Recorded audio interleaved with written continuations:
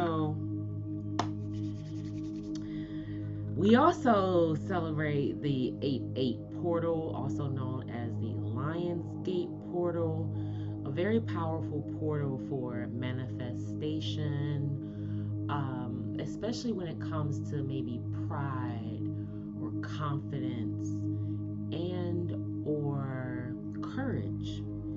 Any qualities of the Leo that are for your best and highest good and that are here to help you balance the energetic spirits that come in our directions, whether they be opportunities of challenge for growth or whether they be right in alignment with us for ease and for peace.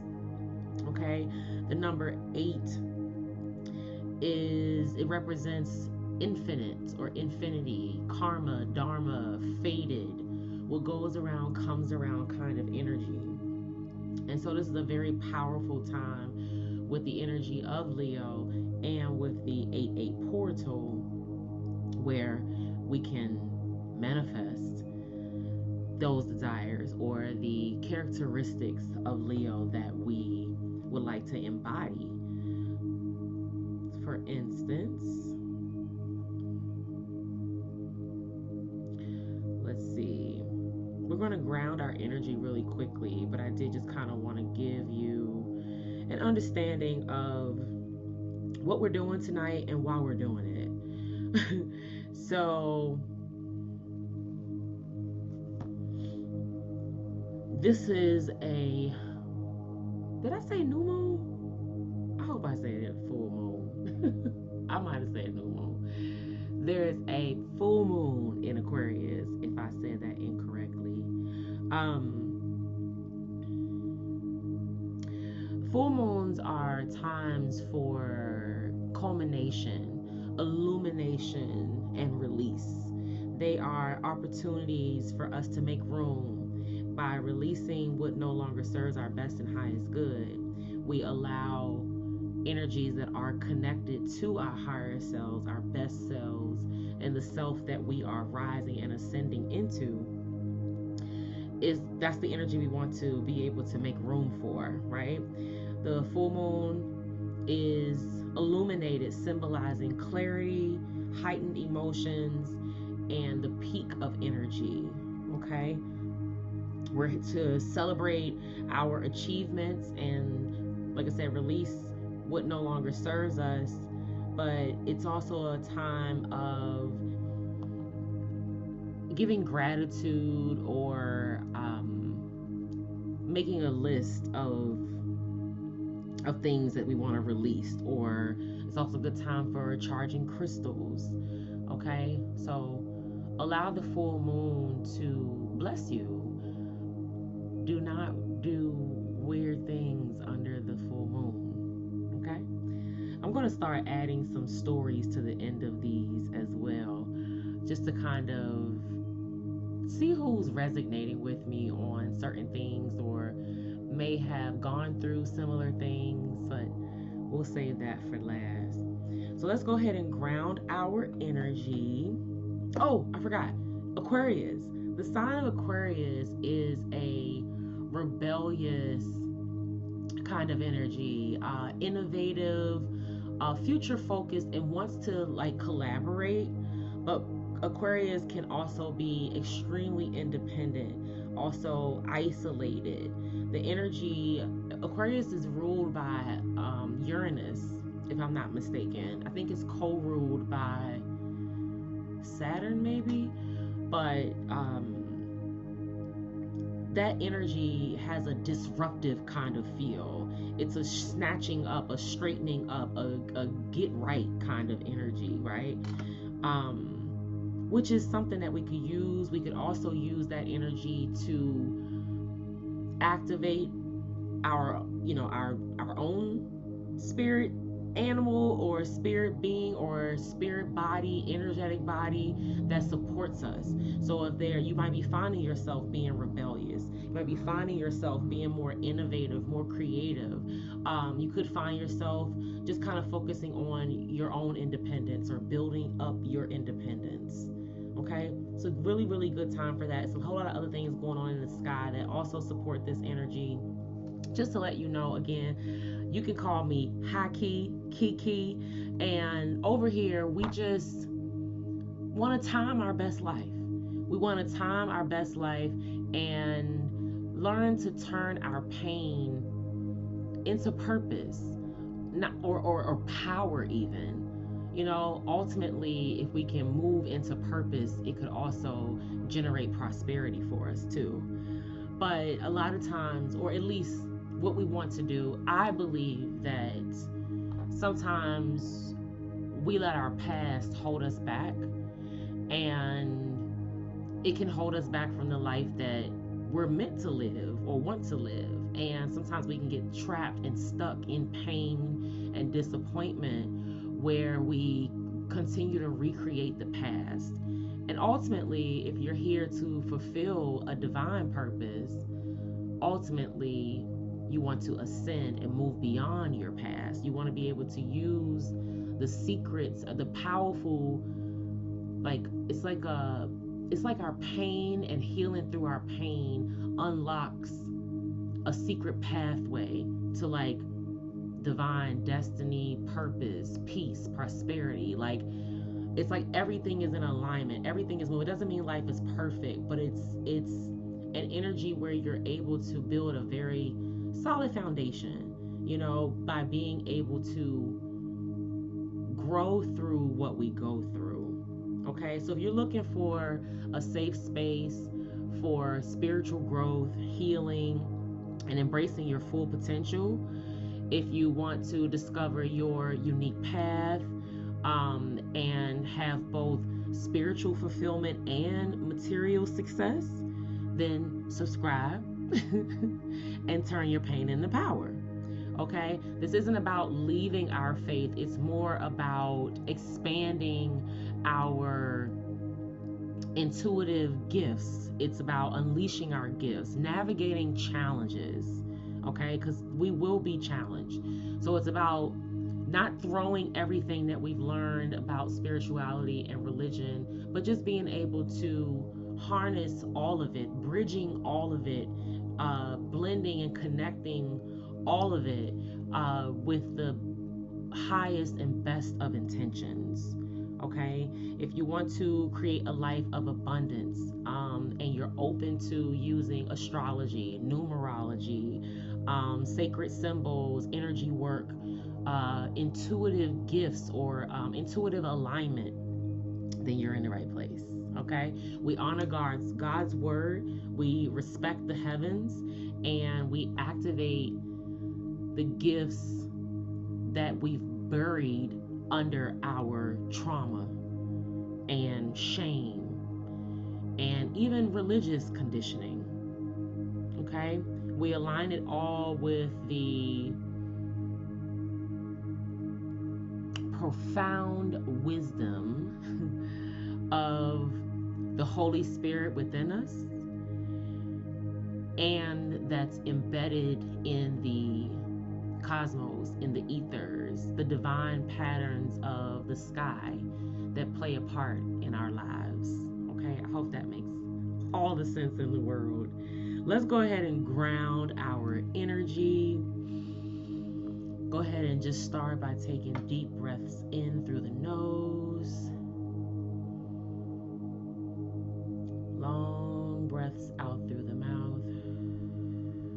Allow that body to relax. Again, in through your nose. Collective breath out through the mouth. Just allow your shoulders to relax. Breathing in again.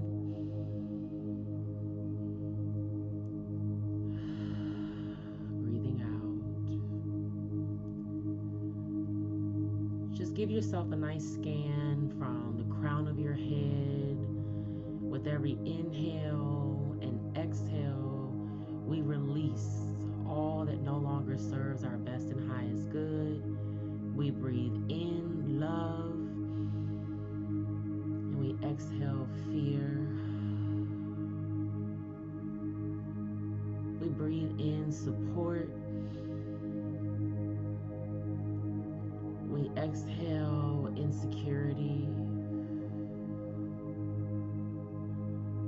again, we breathe in love and we exhale fear. And as you just continue to breathe normally in through your nose and out through your mouth, allow your pace to be natural. But just take a moment to scan, starting at the crown of your head. Scan your body, and with every exhale, you release more and more tension, allowing yourself to truly relax and be in the present moment. Feeling the energy of the Lionsgate portal, embracing, opening, expanding ourselves open to the manifestations of our hearts, the desires of our hearts, connecting to the energies, relationships, communication that serves us, that's for our best and highest good, allows us to grow spiritually from the inside out, allowing us to be poured into, overflowing with love, abundance, peace, prosperity. We call in our angels at this moment, guardian angels, ascended masters, archangels, ancestors closest to the sun, connected to the divine, the most high. All others you must leave.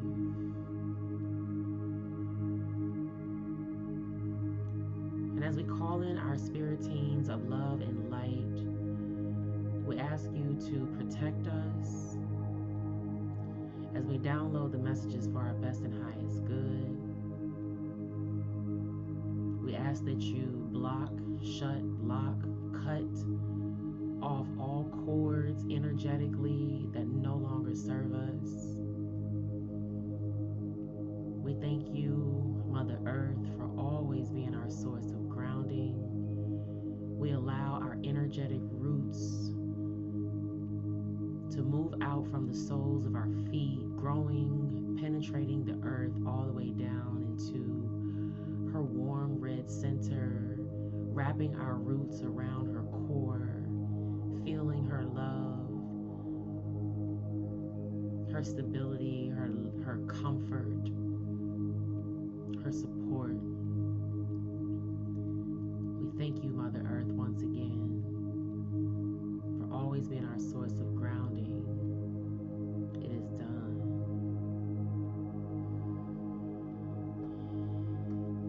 Thank you, thank you, thank you, thank you, thank you. Oh, my legs.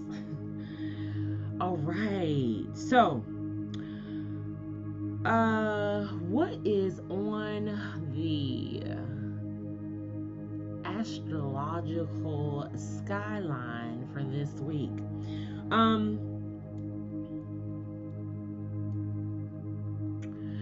This full moon in Aquarius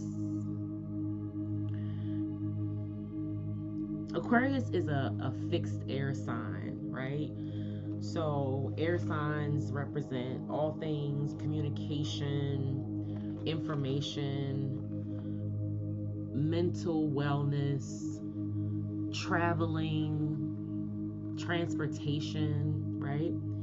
And a fixed air sign, fixed signs are stabilizers, sustainers.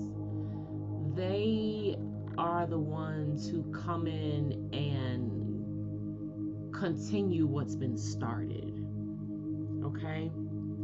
And with the future-focused Aquarius,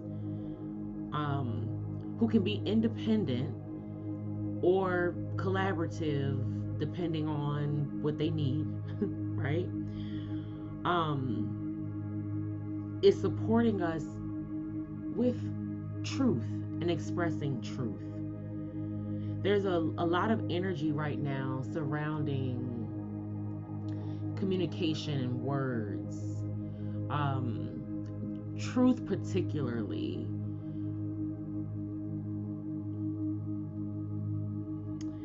it's like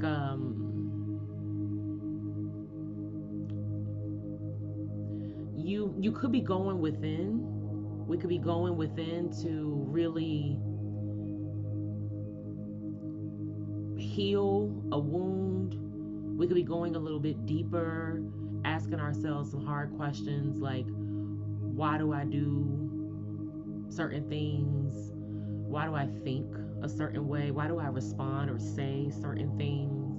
We could be learning to also discipline our tongue, learning the sharpness of our tongue, learning that we speak life and death out of the power of our tongue.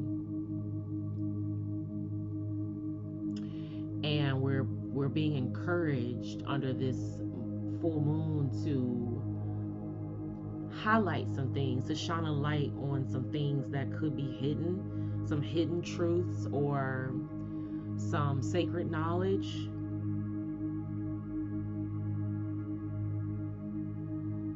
It's like having the courage and the confidence to speak up, to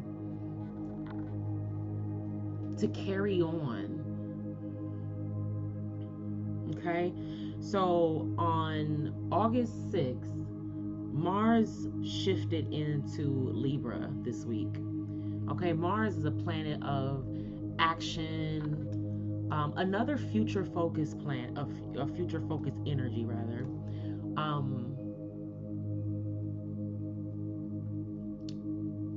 But Mars doesn't really like being in Libra.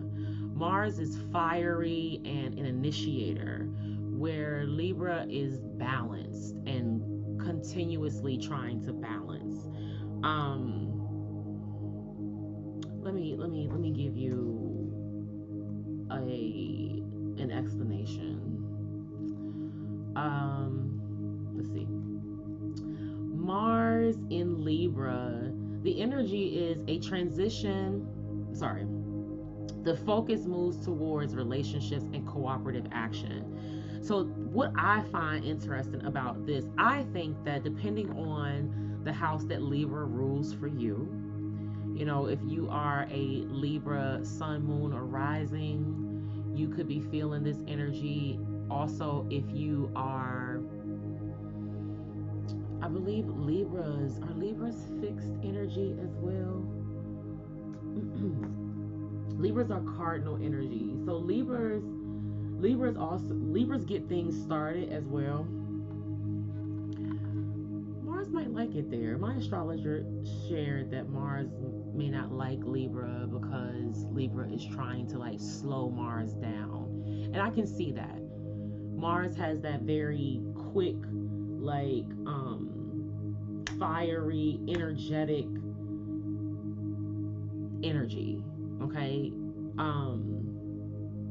could be kind of impulsive, right? Mars rules Aries, so there's fire, there's like initiated fire, like spark, and Libra is constantly like calming it down, right? But it is an energy of there is a sense of movement. There's action. There's things happening.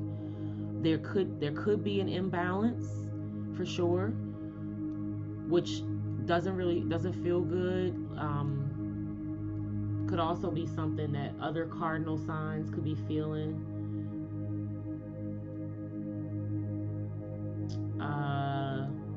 The cardinal signs are Aries, Cancer, Libra, and Capricorn. So cardinal signs could be also feeling that energy, as in maybe an opposition or yeah. Okay, the other thing that happened this week, so Mars just transitioned into Libra, and Mars will be in Libra until 9/21. Like I said, this energy is definitely an elevation. You are taking authority or initiative when it comes to possibly love, money, even like attraction or your beauty, your how you feel about yourself. Yeah, and if you have a strong Libra, You know, you might be doing pretty good with balancing this energy out, but you are getting encouraged to move, to do something. Even if it's balancing something out, you're still being encouraged to make a move. Okay, moving towards something, moving towards relationships that are in alignment, or a place where you can cooperate with someone or others. Okay, the other thing,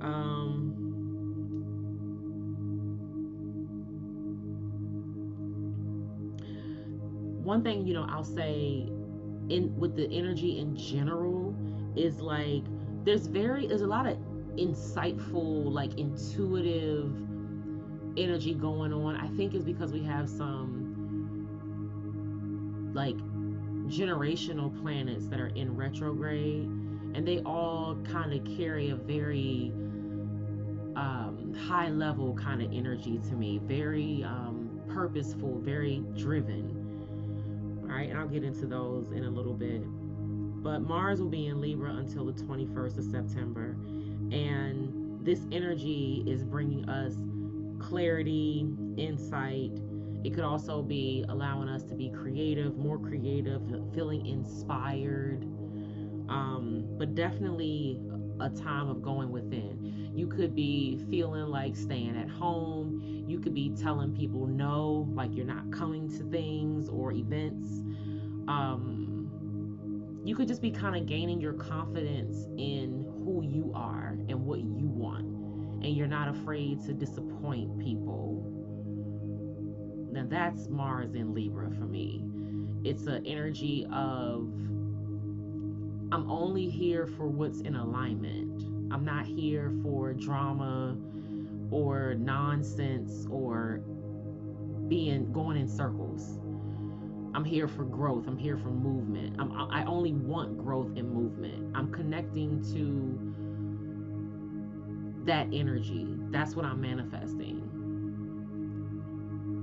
So the other thing that happened this week, actually on this 8/8 portal, Mars is in opposition to Saturn in retrograde in Aries and in trine with Uranus, right?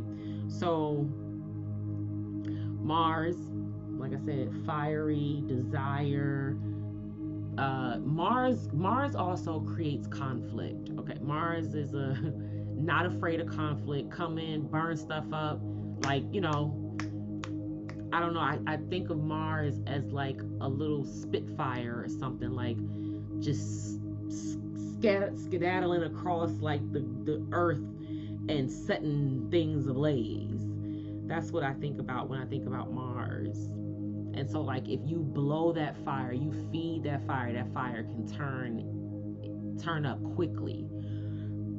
And then if you try to suppress it, it might try to bounce out somewhere else. You try to push it down, it bounces out somewhere else. That's what it gives me.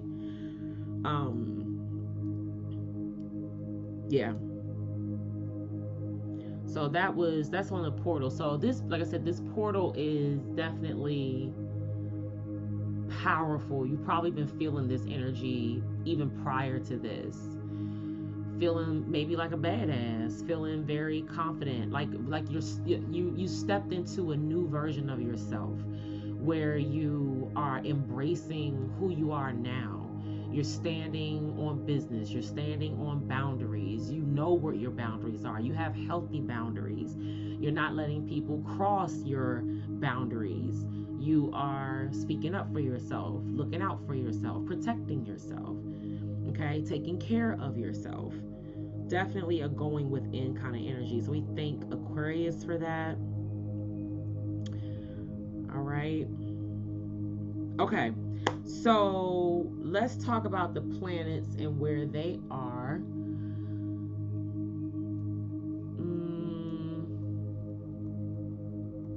So right now, as you may know, Mercury is in retrograde in the sign of Leo.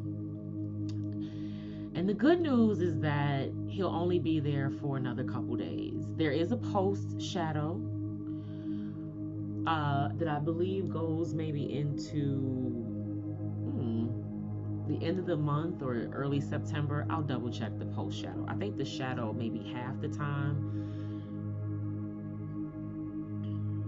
maybe not. But anyway, you can probably start to feel communication feeling easier, lines of communication possibly opening up, not feeling so stuck and like stagnant. Like you could be feeling some relief soon. I have been having major computer issues, like slow shutting down. I don't know if my attachment went through. Did I put the correct attachment? Did the email go out? I was trying to schedule the email to go out. I ended up sending it. You know, like computer shutting down, screen going black, having to do a hard reset. And that could be energy too. Having to do like a hard reset before you move forward. Maybe sitting still. You may not be taking action right now because you are reevaluating. And once this full moon comes in, it'll give you the encouragement that you need to move. You're trying to, because there's a sense of stuck energy. This is how we know that there's a lot of chaos going on, because the energy kind of pulls you in either direction. It's like to go within or not. You know what I mean? It's definitely a time to go within. The movement, the action piece, I feel like is going to be more internal versus external. Once these retrogrades start to lift, we'll feel that catapulting, we'll feel that push forward, we'll feel that like quantum leap, where the work that we're doing right now in retrograde, that's it. It's like a slowing down, like a pulling you back a little bit, where you're slowing down, where you may feel like you're moving backwards, but you're reevaluating things. You're kind of sitting with things to really get clarity on how you need to move forward. That's it. So allow this energy to fuel the intentions that you want manifested under this Aquarian moon. But before you decide to operate from a low vibrational, unhealthy energy, or intentions that are not for the best and highest good and harm to none, the best and highest good of all and harm to none, if the energy is not connected with that, you're in the wrong place. Okay, so just make sure that you're doing things with good intention. Okay, good intention. All right, so Mercury is in retrograde in Leo until August 10th, and then he'll be shifting out of Leo around September 2nd. Venus is currently in the sign of Cancer, and she'll be there until August 25th. Okay, Venus, the planet of, well, I guess I can back up. Mercury retrograde. We know that retrogrades are a slowing down, a time for reflection, refinement, revisiting, okay, reflection, that kind of stuff.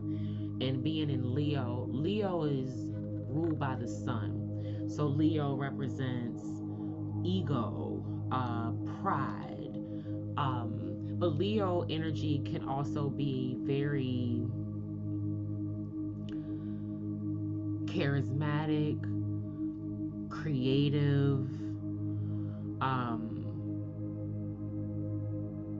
and like leadership, like Leos can also be pretty like alpha, or they could take a role of leaders. They could be the leader of things, okay?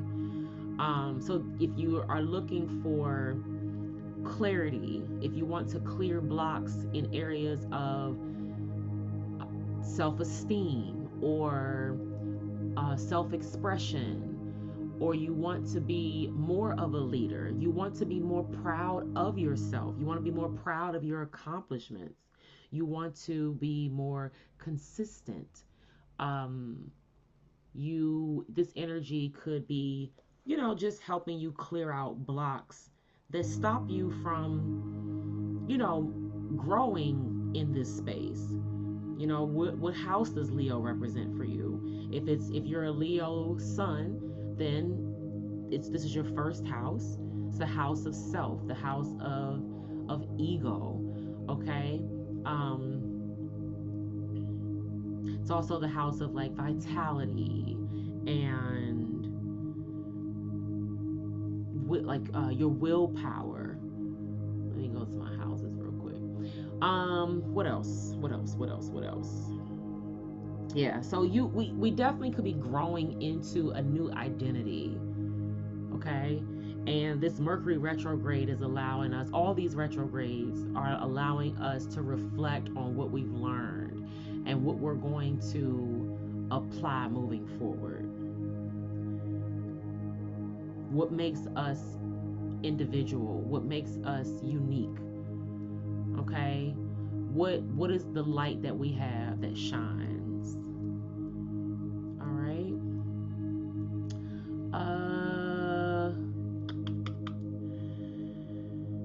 Venus in Cancer. Venus, the planet of love, beauty, abundance, attraction, relationships, is in Cancer. A very beautiful place for Venus to be. And Venus will be there until August 25th. Cancer is a very nurturing, connected to divine feminine energy, emotionally intelligent. And of course, all these signs, all of our signs and planets have low vibrational energy, which serves a purpose as well. But that's why life is about balance, right? Because we always have to understand when it's time to hold them and fold them, right? There's a time and a place for everything under the sun. So we have to be able to use our discernment to recognize and understand what time and place it is and how we're going to respond. Not react, respond. Okay? I don't know if this is too loud. Yeah, Venus in Cancer till 8/25. So like I just mentioned, Mars has shifted into Libra, and will be there until September 21st. Okay, I think I've talked about that one enough. Then Jupiter is in Cancer. Jupiter has been in Cancer, I believe, since the end of July, possibly. I think he shifted there maybe around like July 31st. But could be a little bit earlier. But either way, I didn't put how long he'll be there. Jupiter tends to stay in a sign for a year. Yeah, because Jupiter takes about 12 years to fully orbit the sun, so he spends about a year in each sign. And I believe we'll have Jupiter in Cancer until either May, June, or July of next year. Hold on, I can give you the right answer. Jupiter love. Yeah, till June 29th of 2026. So end of June, just before July. The last time that Jupiter was in Cancer was in 2013, 2014. This is one of the reasons why I want to encourage us to journal or just to kind of document things, and some masculine energies may feel like I'm not doing that. And I understand that, but it might not be necessarily you have to lay down and, kick your feet up and journal. I mean, which is fine too. But just to be able to debrief and decompress at the end of the day or even in the morning, and just be able to reflect on what the day gave you. Be thankful for what the day showed you, right? What you learned that day. And it may not always be good news, but we have to be thankful, because when things come up that cause a shift, it's just telling us, or things that come up that make us angry, it's just showing us that it's not in alignment with us. It's just our bodies and our hearts and emotions, and even our minds, telling us that this doesn't work for you, and that's why you're not comfortable here, that's why you're not happy here, that's why you're not at peace here, you don't feel safe here, because this isn't in alignment. We have a problem with, accepting change. We like things that are familiar, so we have to embrace it. So if you are someone who may have jotted down a time, or maybe you're someone who's really good with just keeping memories, or you could just go back and look at maybe photos. Like, we have phones now that we've had for, decades at this point, and you may be able to go back to photos between 2013 and 2014 with this Jupiter and Cancer energy, and see if you find any similarities. It's not going to be exactly the same, but you may find some similarities as to what you could have been experiencing and dealing with or going through at that time to what you could possibly be dealing with and going through at this time. All right. Saturn is in retrograde in Aries until November. He's in retrograde till November, and he'll be in Aries until 2028. Okay. Saturn, planet of karma. Like, I don't know why I feel some type of way sometimes saying that word, but it's like, I don't know. I guess I get the feeling sometimes that I have eyes watching that I know, that they are experiencing the worst time, and you've seen it play out before, possibly, and I don't want, number one, I don't want anybody to think that I get satisfaction out of it or seeing it or whatever. I also don't want anyone to think that you don't know and you don't deserve it. I mean, you deserve it. I know what I know, and you might deserve it. And that's not for me to judge. That's why I don't necessarily get any type of fulfillment out of it. But it's something that people have to understand is real and exists. And there are a lot of people who may not feel in alignment with the energy that's going on right now. And I mean, like I said, time and chance happens to us all. It's a time and a place for everything. That's why these cycles within cycles and these shifts and things like that, it's best for us to get in alignment with them, even when they challenge us, because the challenge is planting a seed. The challenge is allowing us to grow through what we go through. Okay, so it's not being afraid of the challenge, be embracing the unknown, because we know that we're going to be better on the other side of it. The last time that Saturn was in Aries was 1996 through 1999. And if you anything like me, that was a good time. Okay, I would go back to that time. Come on. Why you see my camera like not focused? I'm like, what? That was a good time. High school. Purr. All right, Uranus is next. Uranus is in Gemini until April of 2026.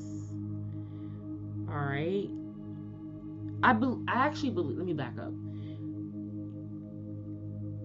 I believe Uranus in April, because Uranus is also a planet that stays for an extended period of time. Uranus just shifted into Gemini and will be there for the next 7 years. Uranus will not shift out of Gemini until 2032. Okay? But he's possibly going to go into a retrograde in April of next year. And he may go into retrograde through the sign of Taurus. But we got some time before we get there. But if you are a Gemini, sun, moon, or rising, you probably are definitely feeling a new energy. Like I said, that confidence. If you're a sun, when it comes to maybe your career, your purpose, who you are, your first impression, what you show the world, you could be feeling this energy as a boost, as a shift. Your Uranus, like I said, he rules Aquarius, so there's an alignment here of sudden change. Uranus, the planet of breaking down, breaking through, and breaking free. That is what Uranus comes to do. Comes to just snatch shit up. Like, I don't even know how else to say it. All I can think about is like a little kid like running off, and a parent like grab them by the either the back of their collar or by a hoodie or coat hood or something, and it's just like a yank. Like, they think that they're going forward. I remember one time my cousin, we were running into the other side of the lake, and she didn't know where she was going. She was just running. It's just her first time there, and she was just running. And all of a sudden, we just see her get snatched back and fall down, and her ponytail bounced and her feet went up, and she ran into a clothesline. She ran into a clothesline. And that's how I feel like Uranus comes in. So if you're a Gemini, sun, moon, or rising, you could be feeling a very powerful shift in either your core self, okay, your who you are, when it comes, like I said, Gemini sun's purpose, career. If you're a Gemini moon, you could be feeling a big shift at home. Maybe in your emotions. It could also be your family. It could be anything dealing with like behind the scenes kind of situations.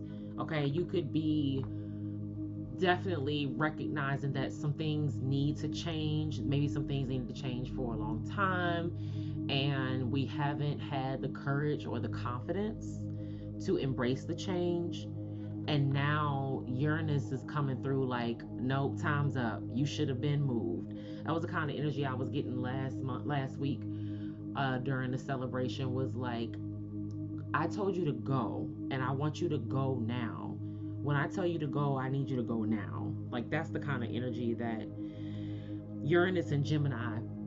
And you know, if you're a Gemini rising, this energy could be accelerating you, like pushing you higher. You know, you could be feeling like you're floating almost, like you're just gliding through life, like things are just like shifting and coming to you. It's like one door closes, another one opens, right? That's a beautiful energy. That's what that number 8 kind of gives me, like, you know, like that flow kind of energy. So Uranus coming through in a house of ascension, your rising sign, is very powerful. And I hope that you're feeling solid in that energy. Okay, I hope you're feeling like 10 toes down. But this is a very new energy for most of us on the planet. The last time that this energy came through was in 1939 through 1941. Okay, a different time, very different time. So this is a brand new energy. So welcome to the new energy of Uranus in Gemini. All right, we also have Neptune, the planet of dreams, illusions, delusions, spirituality, intuition, all things above, high high, like it could be low too, but healthy energy, high vibrational energy of Neptune is intuitive, spiritually connected, divine like purpose. Okay. um and so Neptune being in retrograde is a reflection on your spirituality, reflection on your growth, reflection on how you think, like your imagination, your psychic abilities. Are you wrong? Are you right? Are you really using your intuition for good? Or are you using it to be controlling? Um yeah yeah. So that's what Neptune retrograde could be doing. And Neptune will be in retrograde until December. So we'll be in this space for a little while. So the advice there is to just continue to stay grounded. This is a good time to be outside, to be connecting with the earth, hugging a tree, putting your feet in on the turf, on the earth, um, grounding yourselves, putting your ass in the grass, like truly being intentional with your spiritual practices. I know I step things up, like lighting a candle and setting an intention with my candle. More than just what I do for, but it's like, okay, I'm gonna light a candle in my bathroom and I'm burning peppermint to clear the energy. It helps to allow my nasal passage, all this to be clear. It smells very clean. It even feels it's tingly to the skin, so it has a very cooling effect, right? So just being able to expand your spiritual rituals. You might want to build an altar. You may want to build a place for your ancestors, somewhere where you could love on them and reflect on them and connect with them to receive messages, right? So that's what this time is doing. And Neptune will be, like I said, in retrograde till December, but he will be in Aries until 2038. So you can expect for this energy there to be constant movement in spirituality, particularly in the area where Aries, or the house that Aries rules for you. It will also activate your natal Neptune as well. So if you have Neptune in Aries, you're probably really feeling it. Definitely if you are a cardinal sign. But in general, we are all feeling a rising, a uprising of spirituality. People tapping into their intuitive gifts. People learning to be more compassionate. People learning to even with ourselves, like having more self-compassion. We could be tapping more into like our creativity, our, like I said, our psychic abilities, being able to connect with our visions and our imagination, our dreams, recognizing fantasy, confusion, being able to like truly discern, okay? Calling proper judgment.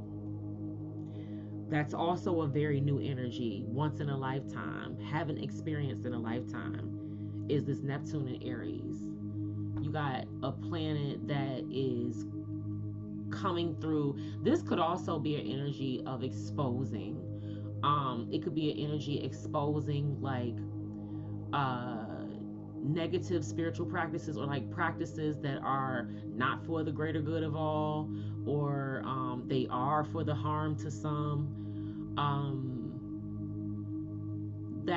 That's what Mars does. He disrupts. And then there's also, and this might be a lot, but there's also a kite going on in the sky, and kites represent like a very dynamic energy.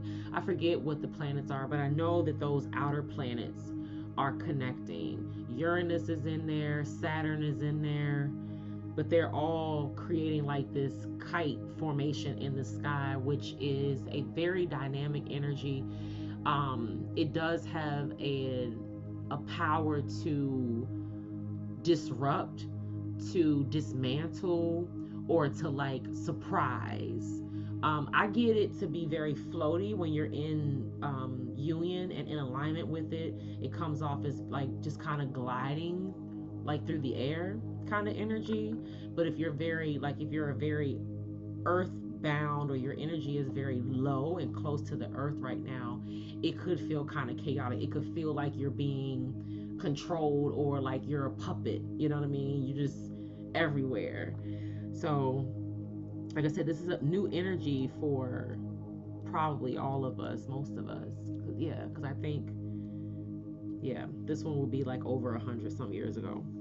And then Pluto, last but not least, is in retrograde until October 13th.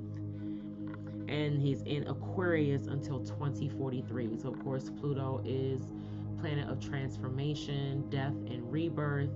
And in the sign of Aquarius, he is shifting the societal and generational patterns when it comes to how innovative we are, how we collaborate. He is transforming our independence, areas where we should rebel, areas where we should say no, areas where we set boundaries, okay?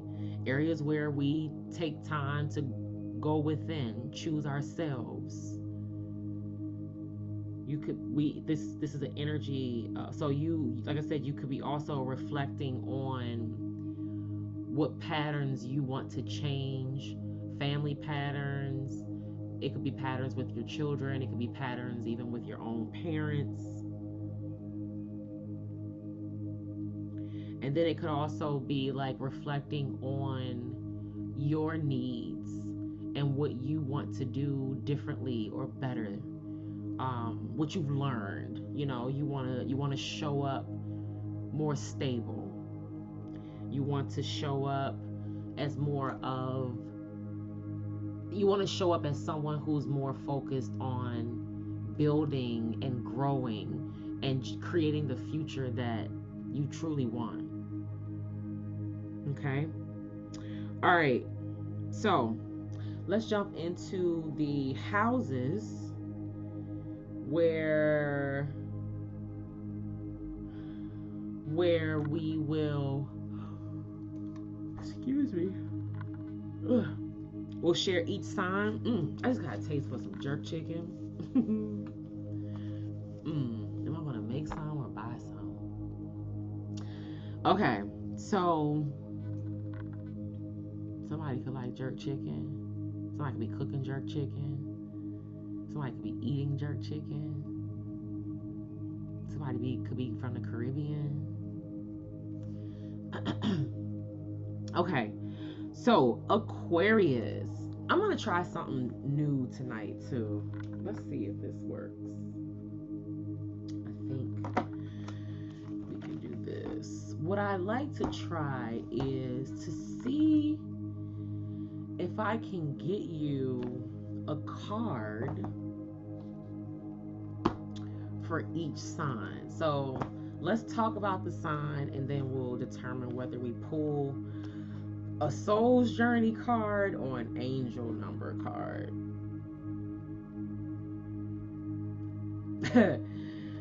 Okay. I'm gonna try to stop using Toastmasters would not be proud of me if I was being like evaluated.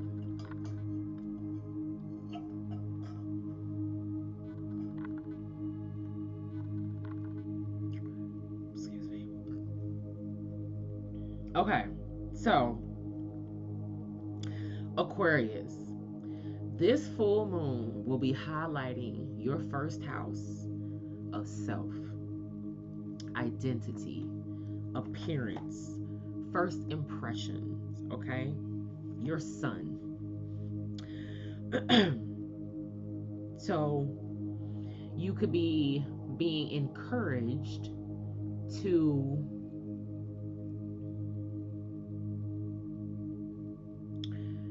release any blocks that don't allow you to be authentic. Allow yourself to set an intention under this full moon to cut the cords and let go of any low vibrational energy that is not supportive of who you are, who you really are, who you are to your core. An opportunity to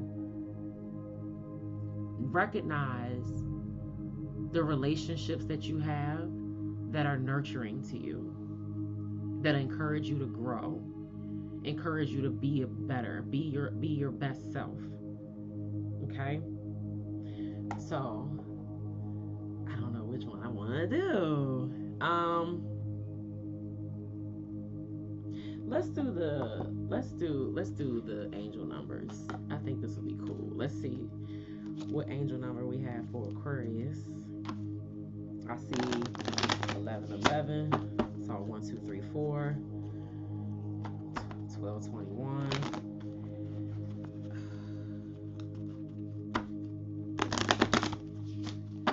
Okay. Spirit, what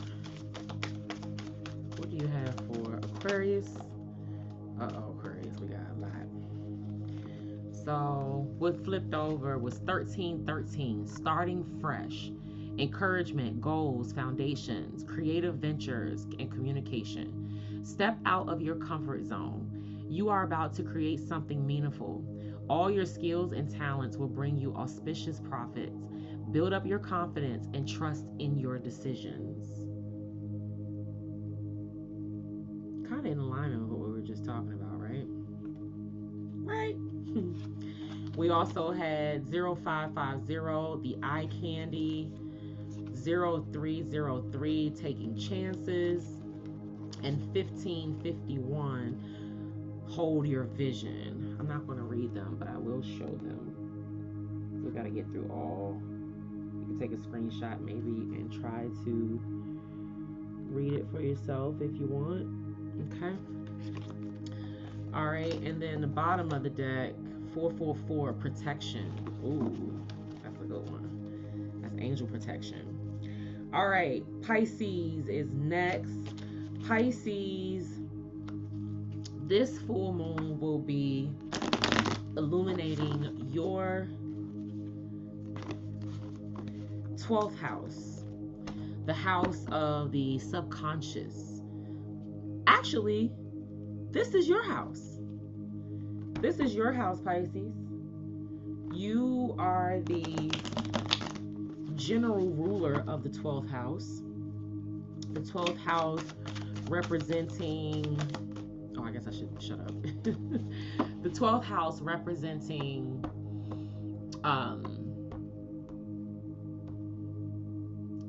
intuition, wisdom, discernment, judgment, secrets, solitude, spirituality, right? So it's going to be illuminating and shining a light on your spiritual blocks. Do you have any religious conditioning that is no longer serving your best and highest good? Are you doing any religious practices that are not for your best and highest good? They could possibly hopefully don't bring harm to others, but this is a time for you. And then with Neptune, and you got Neptune in retrograde and Jupiter in Cancer. Neptune in retrograde in Aries and Jupiter in Cancer. It's also like a hurry up, like like, break through this, break through what's holding you back, break through what's blocking your spiritual health or your spiritual wealth or your spiritual growth. Like, are you spiritually healthy? Okay, this is also a house of hidden enemies. So it could be exposing people that don't have your best interests at heart. You could also be kind of going within as well. Maybe isolating yourself. Maybe you are trying to reconnect, get back to your true self, get back to your best self, your highest self. Like, you could be feeling, or could have been like pulling yourself from a, like, feeling like low, or like low vibration, like feeling, you could be kind of like trying to raise yourself. What is this energy could be helping you to expose what's in your way, what's stopping you from what you desire spiritually. I don't know why I kept going, but I just want to get through the deck. Okay, so Pisces, 3 jumped out. The first one is 3333, social skills, hope, optimism, liberation, success, prosperity, excitement, enthusiasm. The problems you have today will eventually disappear. Your guardian angels encourage you to maintain a positive outlook on life, since your luck may be about to change. It's time to put to use your captivating energy and inspirational personality. Don't let your ego get the best of you.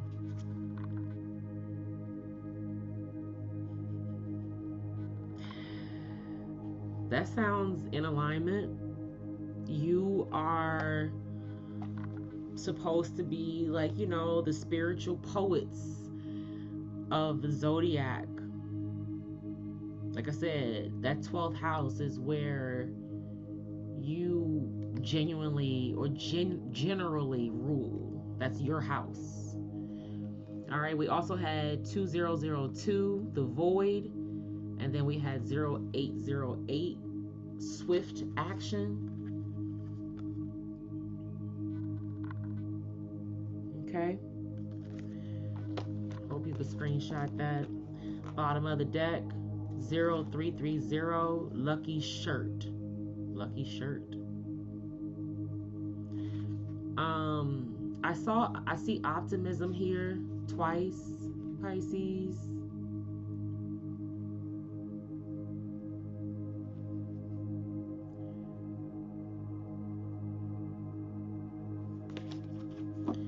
There's also, you could be experiencing a shift in love. Like, something could be, like, you could be illuminated to something, like something could be being shown to you in that area. You could be learning something new about who you love or don't love, or who, vice versa, who loves you or is not necessarily for you. You could also be experiencing some shifts in what you've seen in the past surrounding love. Like, you might be recognizing, at least one of the things I've learned for myself, and I have Pisces in a spiritual place in my chart, but there's like, you're recognizing what's in you that was inherited, like whether it be through DNA or whether it be through subconscious programming, like not even like conscious or aware. It's just like, it's just kind of what happened, and then it's stuck, and then you haven't been able to get out of the loop. And so you could be recognizing where you're stuck here so that you can break through, or you may be even realizing whether you want to break through or not. It could be an energy where you're making a choice to kind of stay in a certain pattern or break out of a pattern. Is the pattern working for you or is it not working for you? All right. Aries, this full moon in Aquarius is highlighting your 11th house, the house of friendships, community, social networks, coming together, collaboration, right? That Aquarian energy has collaboration and goals for the future, right? That's your 11th house. It's the house where you're kind of you're about to complete something. Like you may be, it could be like a cycle, like you're closing out, you're coming to like a realization of things. And you could be reevaluating whether you want to move into or step into a new space, or whether you are the routine or the patterns that you have are serving you and doing you justice. You could be looking at friendships. You could be looking at who's around you, who's feeding you, who's talking to you, who's not talking to you. You could be just, allowing yourself to allow this moon in Aquarius to let you know whether it's a time where you could collaborate, or if you are one of the ones that would go within. You could be ending some friendships or certain relationships, certain connections. Yeah.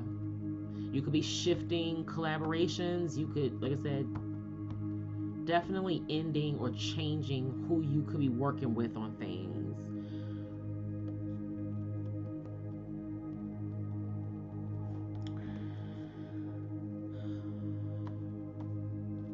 Yeah. Or the energy could be showing you who you should be connected to, right? Okay. Aries, I just saw 1001. We're going to take the first card that comes out. So we used to. Oh. Did I say 1001? Is that what I said? I gotta rewind that. I think I said I saw 1001. Maybe not. Spiritual awakening. New beginnings, personal development, prioritizing creativity, and heading in the right direction. A new phase in a religious or spiritual quest. You're going through a spiritual awakening, which can feel like the dark night of the soul. You're on the path to enlightenment, and this too shall pass. Could be kind of like a going within, or allowing yourself to be around friendships that are supporting you in your spiritual awakening or your spiritual growth. You could be coming into alignment. This moon could be illuminating the relationships that you need to be connected to for you to complete this, and or continue with this throughout life, because we'll always have things that we'll be learning, and we'll have one awakening after another, right? The Bible tells us that we are to transform by the renewing of our minds. Okay? So that's for Aries. We have 0808, swift action. I think that was here. And then 0550, the eye candy, is back showing its face again. All right. So moving on, we have Taurus. Taurus, this moon is highlighting your 10th house. Your 10th house of career, public life, reputation, authority, supervision. Okay? It's all about work.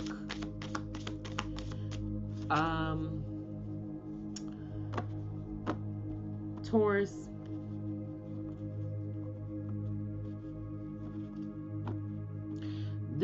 this energy you probably feel pretty good in. It's kind of grounded.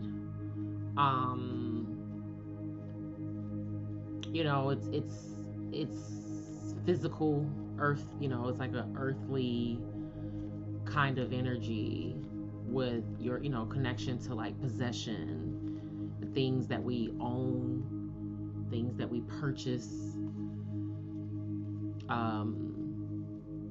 who we are, you know, in the public eye, what we do for the public, how we work, our routines. So you could be feeling pretty good here. I hope so, Taurus. If not, you can use this full moon energy to clear out blocks in career. If you are having a hard time feeling grounded and stable in your career, feeling the support and the consistency that you need to be able to manifest your dreams or bring things into reality that you desire. If you're having trouble there, you could set an intention to release, you know, do you have issues with authority? Something as simple as like an inner child healing that could focus on a father wound, okay, could help us with authority. It could also help us with identity. If you feel like your reputation is not where you want it to be, and maybe it's something that is not allowing you to be authentic. Maybe you don't like the reputation, or you want to change it, or you want to have a certain reputation. You want to be known as a leader. You want to be someone that people look up to. You want to be someone that has a stand-up career or stand-up public life. You want to be able to be seen in the public in a good eye. You want to be able to take authority, maybe even over yourself. Well, that's probably who you should only be taking authority over, is yourself. But you want to be able to take authority over your life more, you know, what they call it, self-agency, like becoming more aware, just more grounded, you know, in who you are and what you do. So I hope you're feeling, you know, supported there. 555, change, encouragement, support, obstacle, battle, calling, restructuring, creative work. You are going to level up. It might not feel good initially, but it will prepare you to handle the greater things in life for your highest good. That is the why you've been looking for. Push through it. There's a reward waiting at the finish line. All right, Taurus, change. I was talking about earlier how we have a hard time embracing change. Bottom of the deck, spiritual awakening, and 0707, compromise. All right, moving on to Gemini. Gemini, this moon is highlighting your 9th house of philosophy, spirituality, higher education, long distance travel, religion, all things of higher education, learning. All right, so this moon is allowing you to expand.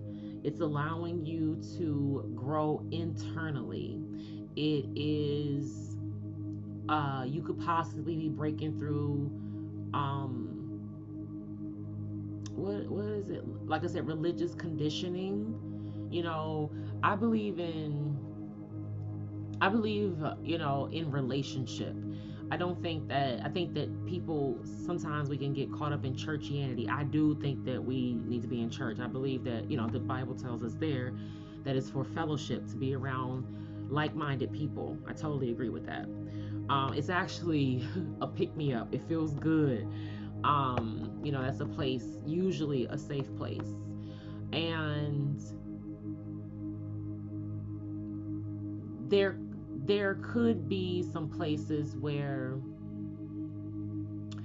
you could feel like people, or certain religious groups, or people that you might be connected to, whether it be at church or in religion or not,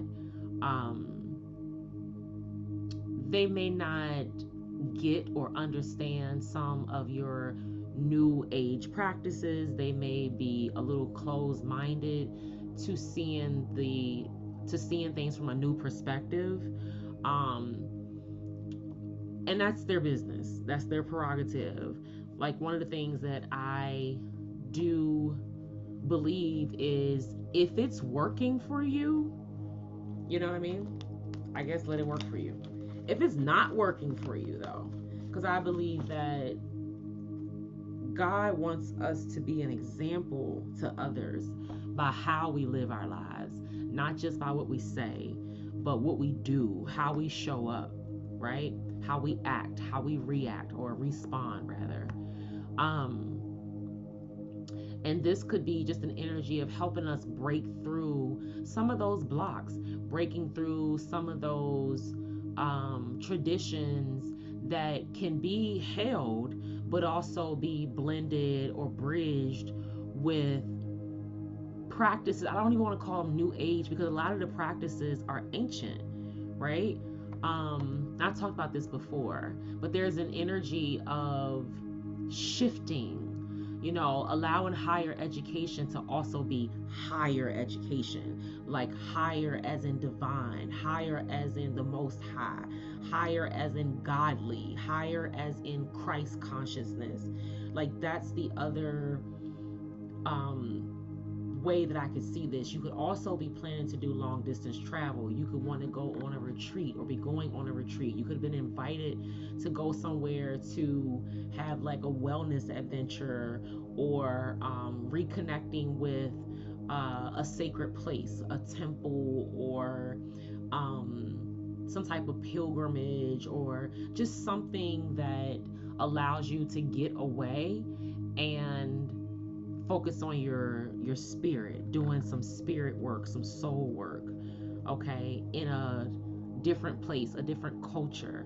You could be meeting with people that you know, have never met, or that you would be connecting with, possibly for spiritual or philosophical purposes. Okay, we saw 1441. Oh, Gemini. 222, alignment. Connections, friendships, romantic relationships, family ties, balance, life choices, compromise, commitment, trust. How do you move forward toward your life's true calling? Do what makes you happy. Your enthusiasm is what keeps you going. Follow your interests if it's piqued by something. Following these roots will help you discover your life's purpose. So see, this is that Uranus in Gemini energy. It's coming to not just shift, but it's shifting to create alignment. It's shifting to realign you with the connections, the friendships, the love, the romance, the relationships that you can trust, you can commit to, that will balance you out, right?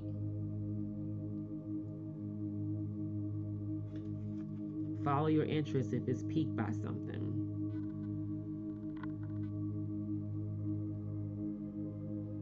Sorry, it's not really focusing that good. I don't know what we got here. 101, starting over. And then we got 0404, slow down. And that is what we're doing, slowing down. All right, Cancer, sun, moon, rising. This full moon in Aquarius will be highlighting your 8th house of transformation, okay? Investments, intimacy, what else? Shared resources, sex, inheritances. Did I say death and rebirth? Yeah. So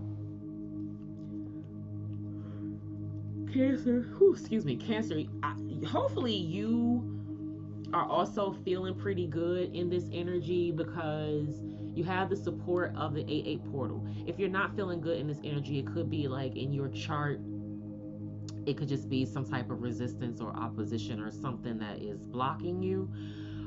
But it could also be some of your own free will choices, right, that could have kept you out of alignment. But in general, hopefully you are feeling pretty good in this transformational house, in this transformational energy.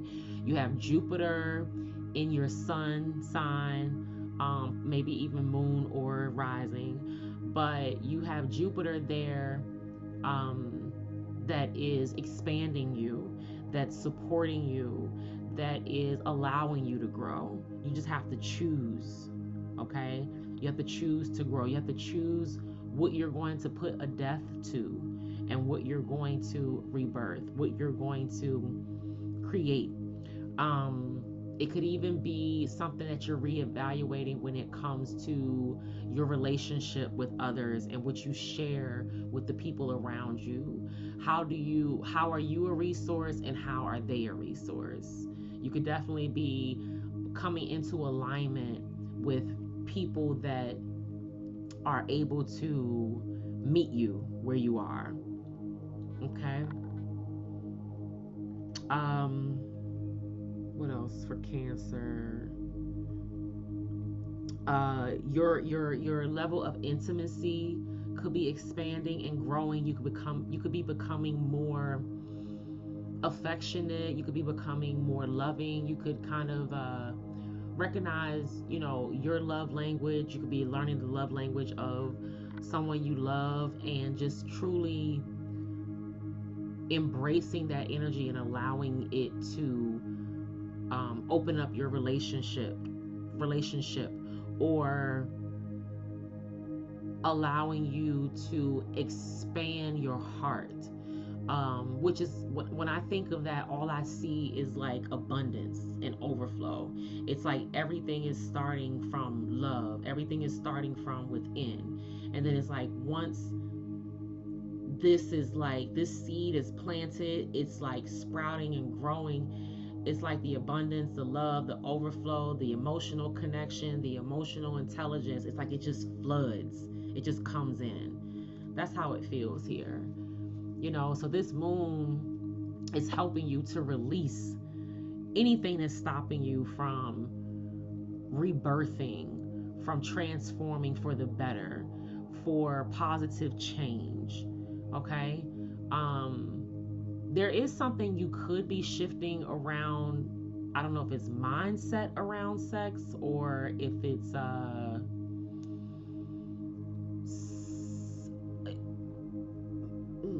maybe you're having a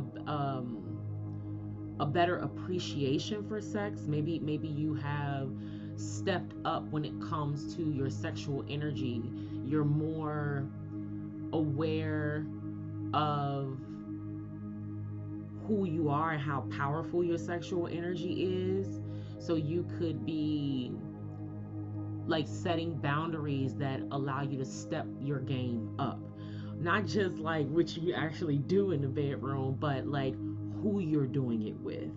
Like you're choosing people of quality. You're not going for ease or temporary or in the moment excitement. Like you're looking for something, or you're attracting what's more grounded, what's going to allow you to have like a partnership, or like be able to attract a relationship. It could be business too, right? Like you said, like I said, Cancer, Sun, Moon, or Rising. But you could be just allowing yourself to align with people who can reciprocate what you give. And that could be helping your sex life. It could be helping to elevate your sex. Like you could be experiencing sex on a different level because your emotions are tied in, your mental is tied in, so you can experience it from head to toe, like tippy toe. Okay. All right, what we got for Cancer, Holy Spirit, 8th house transformation. Ooh, got 2 right here. Anything else? Nope. 1, 2, 3, 4. Good luck. Spirit guides, progress, justice, structures, systems, processes, conditioning, and rules. You are on the right track. Someone from the other side has your back and encourages you to try your best. You will succeed. Observe your surroundings and communicate clearly. Be sure that everything will fall into place. It says fall to pieces, but I don't think it's supposed to say that. All right, Cancer, 1, 2, 3, 4. That when I see these numbers, I say keep moving forward. Keep moving forward. When I see 1, 2, 3, 4, keep moving forward. It's my reminder that I'm on the right path to keep moving forward. 0808 swift action. This has shown up probably 3 times tonight. We haven't read it though. Wealth, empathy, promises, commitment, affection, inner strength, auspicious outcomes. You will enter a time of expansion. So begin taking steps toward achieving your ultimate objective immediately. Finances will miraculously improve. Oh, and somebody has their mind set on you. All right, Cancer. Where is Cancer in your chart? You a Cancer sun, moon, rising. What house does Cancer represent for you? You could be feeling this energy in that area of life. All right. This is great. This is that Jupiter energy. Good luck. And then this swift action is the same thing. Like Jupiter doesn't play any games. He's very strong, very intense energy. And he helps our finances as well. Like I said, growth, expansion. It clearly says here, you're in a time of expansion. Take the steps now. Like I was saying earlier, like go now. And finances will miraculously improve. And then your love life. There's Jupiter in Cancer, where it says somebody has their mind set on you. So, Cancer, I hope you're feeling it, feeling good. 999 on the bottom, release. That's what the full moon is for. Release. Okay. All right, moving right along. Leo. Happy birthday to all the Leos in the world. Where does Leo fall in your chart? Are you a sun, moon, rising Leo? Do you have a Chiron in Leo? Or does Leo rule your 10th house? Is your Lilith in Leo? Who is Leo to you? Okay. So Leo, this moon is highlighting your 7th house of partnerships, relationships, marriage, one-on-one partnerships. Okay, so this is an energy that's going to be shining a light, okay, on what's not serving us, or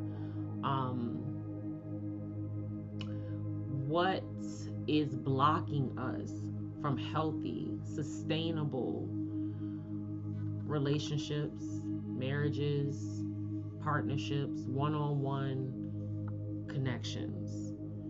What is no longer serving your best and highest good? Whether it be relationships at work, okay, people that we are committed to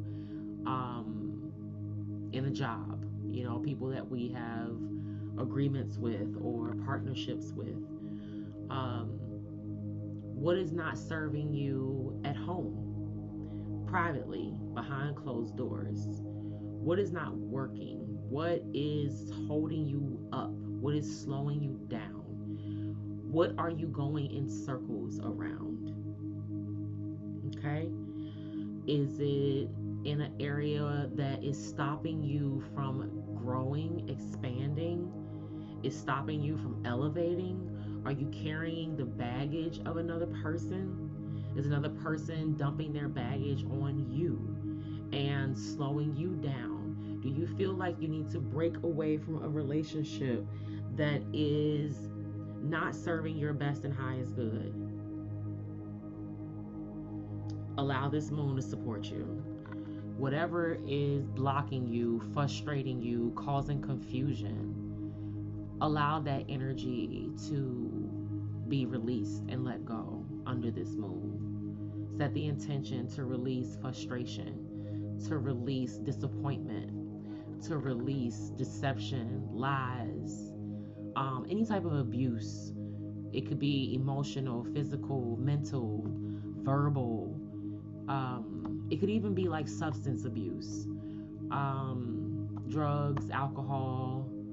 You know, what's stopping us from having healthy partnerships and marriages? Let's allow this full moon in Aquarius to give us some energy that helps us to be innovative, to be creative in our marriages and relationships. Love is an action. Love is something we show. Love is something we, you need to keep up, camera. Something we do. Okay? So, yeah. Leo, that's for you. Allow yourself to call in, you know, if you need greater independence and you want to, you know, set an intention to expand and increase your independence under this Aquarian energy. Especially if it's something that's going to help you break away from a relationship that is not serving your best and highest good, or it is going in decline, it's slowing down, it's going in reverse, or it's stuck and you're going in circles. Okay? Don't be afraid to ask for what you need. I need stability. I need independence. I need to focus on my future. I want a person that will focus on their future. And we can't be too far in the future either, right? Life is about balance, right? So we can't be too far in the future because that creates anxiety. And too far in the past creates depression. So we have to be in the now. The now is the most powerful moment that we have. It's all we have. Yesterday is gone. Tomorrow hasn't gotten here yet. Tomorrow actually never comes, right? So this is definitely one of those times where energy could be challenging and you want to be able to use it in a benefit that helps you push through it. Oh, 3 came out. All right, Leo. 7777, perseverance, change of perspective, reflection, inner strength, wisdom, enlightenment. There's a need for a change of perspective on whatever has taken over you now. If you want to succeed, you need to keep going down the road you're on. Reach for the wisdom within, and then you'll just know what the right next step is. Then we also have 5555, clarity, great transformation, major changes, opportunity, fast pace, forward, process. You aren't a victim of circumstance. Rather, you are the beneficiary of it. If that weren't the case, life would be pretty dull. You will set yourself up for success in the long run if you are willing to adapt to this shift. Everything is working out for the best. At long last, you are accomplishing what you set out to do. Everything will work out perfectly in the end.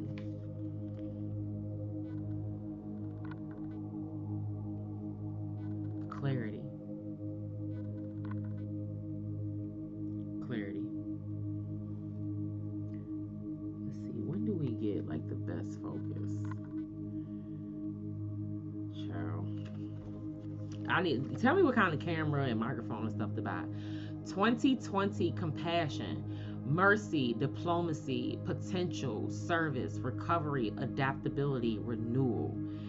It is a confirmation that your assumptions and beliefs are correct, but it's also an encouragement to use your talents and gifts because they will benefit the world and your pockets.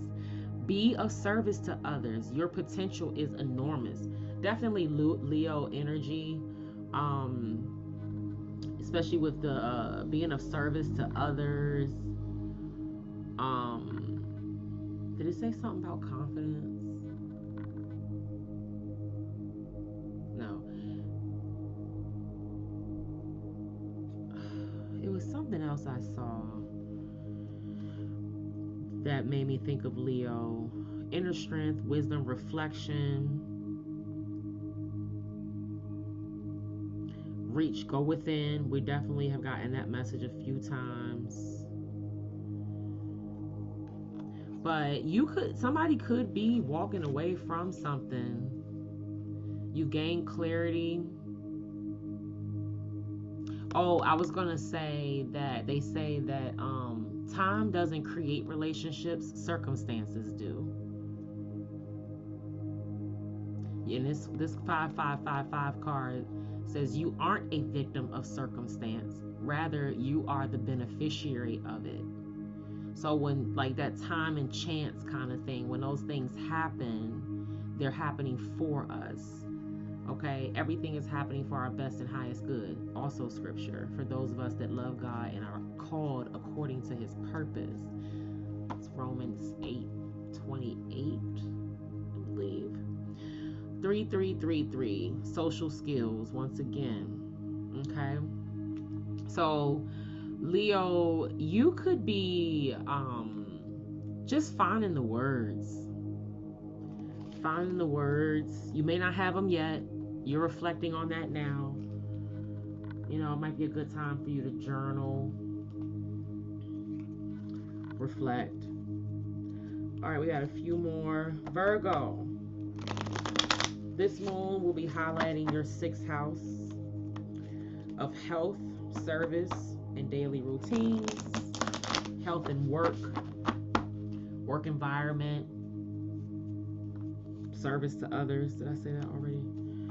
All right, Virgo. So this moon is actually, is this your space? Aries, Taurus, Gemini, Cancer, Leo, Virgo. Yeah, Virgo. This house is a house where you should feel very comfortable. Okay, so anything that is going to stop you from being healthy, from having a great work environment, from having a great work-life balance, how you show up for others. It's like you're embracing the energy of this moon because it's going to allow you to connect with what naturally aligns with you. Virgos are typically known for perfectionism, being able to balance health and work. Definitely, it gives like trainer, like personal trainer energy. But Virgos are people who can be pretty routine and structured.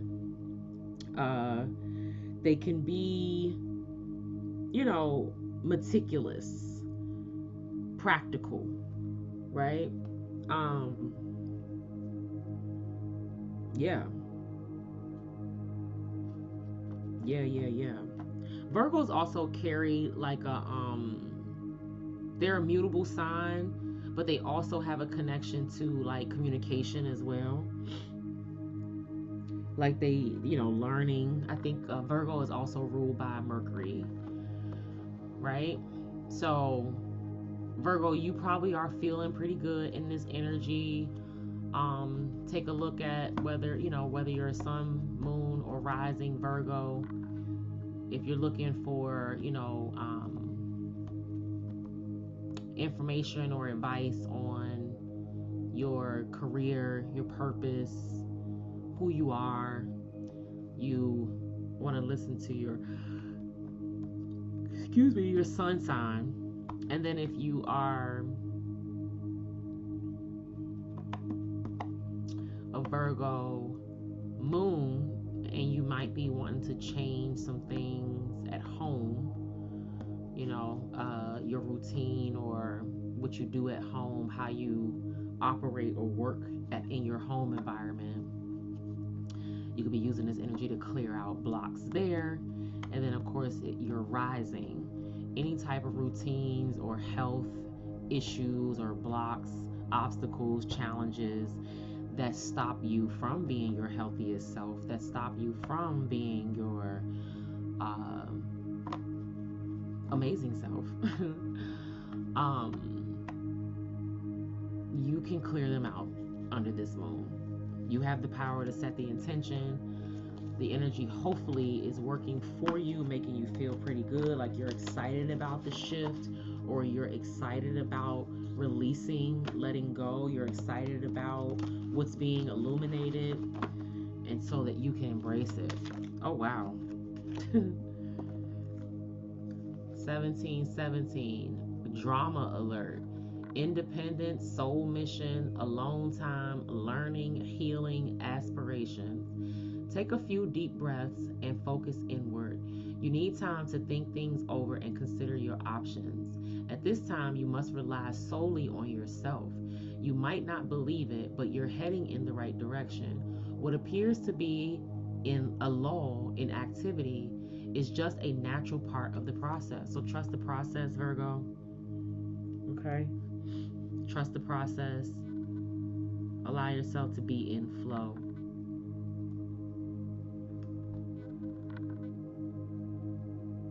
Looks like it's a little bit better over there.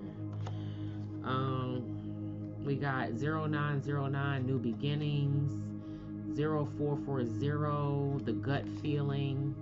And then on the bottom, 1616, readjustments.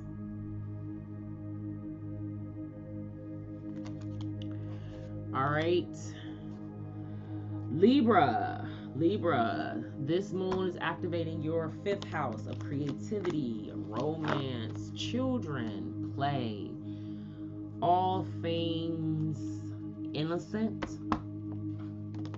I like to think of it. All right. So, Libra, this moon is highlighting your 5th house, where you are able to let go of creativity blockages. You could be being called back to a project. You could be being called back to completing something. It could also be something that allows you to heal your inner child.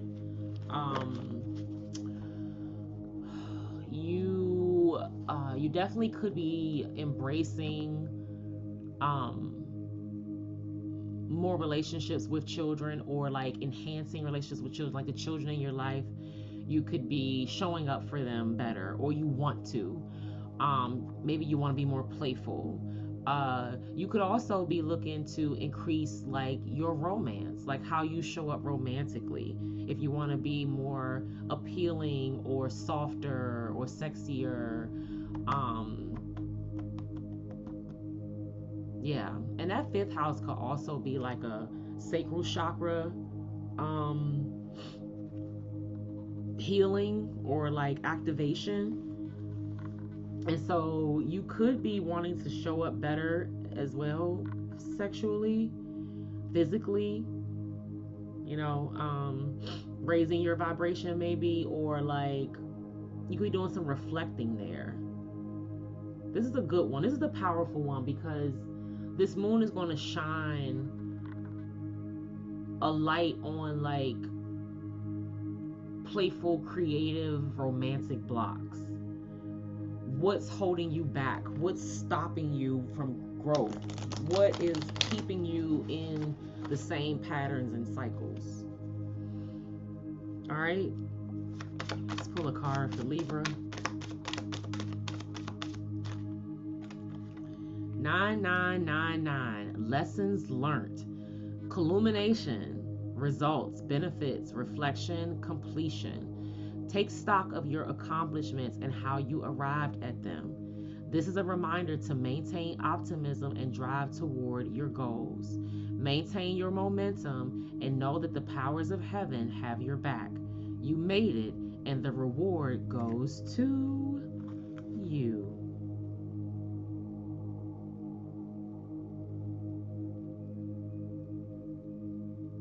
Okay, Libra, bottom of the deck, 1919, a lot of 9s, divine completion.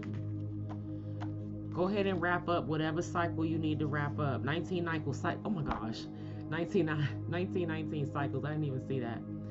I just saw the 9s, and I know that they mean, you know, to me like usually some type of divine closing, wrapping up. So go ahead and let that energy go. Release those obstacles, those blocks, Libra. All right, Scorpio, this moon is highlighting your 4th house, the house of home, family, roots, foundation, your inner emotional life. Okay, so Scorpio, this moon will support you in some of that, some of that inner child work, but it could be just illuminating some of the family patterns, cycles, or just some things, whether you find them positive or negative in your life. You could be reflecting on those things, or you should be reflecting on those things, and just understanding how they may affect you emotionally. How do they affect you now when it comes to like maybe raising up your own family, what you're doing in your own home. Definitely energy of kind of going within and focusing on your emotional state, your emotional availability, your emotional intelligence. All right, Scorpio. Got some cards that jumped out. Look at this. 888. Karma. Wasn't I talking about this 888 energy? Karma. That's what it is. Balance, finances, success, wealth, cycles. What goes around comes around. A lot of money is coming your way. Fortune refers to more than just monetary and material success. If you don't appreciate the people in your life now, you won't have them tomorrow. This message encourages you to take personal responsibility and use it to realize your greatest potential. It's time for you to step up, Scorpio. Do you have some karma that you need to work through? Do you have some karma you need to clear out? Do you have karmic debt that you've been avoiding? You want to turn that karma into dharma. You want to plant seeds of good karma. You want to be able to allow good things to come into your life, because that's what you have planted. That's how those are the seeds that you have sown. Okay? You don't want anything blocking your money. 555 change also came out again. Encouragement, support, obstacle, battle, calling, restructuring, creative work. You are going to level up. It might not feel good initially, but it will prepare you to handle the greater things in life for your highest good. That is the why you've been looking for. Push through it. There's a reward waiting at the finish line. Okay? Embracing change. That's the one thing that's constant, okay, is change. 1331, good fortune, more fortune here, Scorpio. So take a look and see where Scorpio is placed in your chart, what house it represents for you. And you can allow this energy to support you, like I said, to help you break through a challenge and grow, or to help you be more in alignment. 1331, good fortune, advice, comfort, major change, individuality, independence. Have faith in your skills and talents, as they are a tool that can provide you with a bright future. A piece of good advice, a moment of enlightenment, or a comforting message is on its way. Everything will work out in your favor. Good fortune, Scorpio. All right. I have a beautiful placement of Scorpio in my chart, and I'll be looking forward to this karma, this change, and this good fortune. And on the bottom of the deck, 2222, feminine forces, relationships, balance, prosperity, efficiency, patience, and humility. I won't read the whole thing. Okay. Alignment. There is alignment here. Alignment. There is alignment here. Death and rebirth energy. This is also an energy, just a little bit of a sidebar. you might want to tap into your South Node energy. South Node energy definitely represents something that we have to let go of. But I find that when I dig into my shadow actually helps me push through what doesn't work for me, what's not in alignment with me. When I tap into my shadow gives me the boost of confidence that I need to disconnect from what's no longer serving my best and highest good, what's not allowing me to grow, what's not giving me what I deserve, what's where I don't feel appreciated. It allows me to clear out where I'm not in alignment and connection, and allows me to not waste my time so that I can free myself up for what is in alignment and connection. Okay, so if you need some help on shadow work, definitely your girl there. But you got to be ready to dig deep. You got to be ready to be challenged. You have to be ready to ask yourself and even answer the hard questions. That's where the breakthrough is. And this kite that's going on in the sky should be a dynamic moment for everyone this week. Okay, we should feel a little relief around 8/11, and then maybe even after the new moon. But there is some pretty strong energy. It's pretty quiet, as in there's not a lot going on, but the energy that is happening is intense, mostly with these retrogrades, and just with Aquarian energy and Lionsgate, and then we switch into Virgo. So like we have some pretty strong aspects going on in the sky right now. Oh, excuse me. Okay, two more. Sagittarius.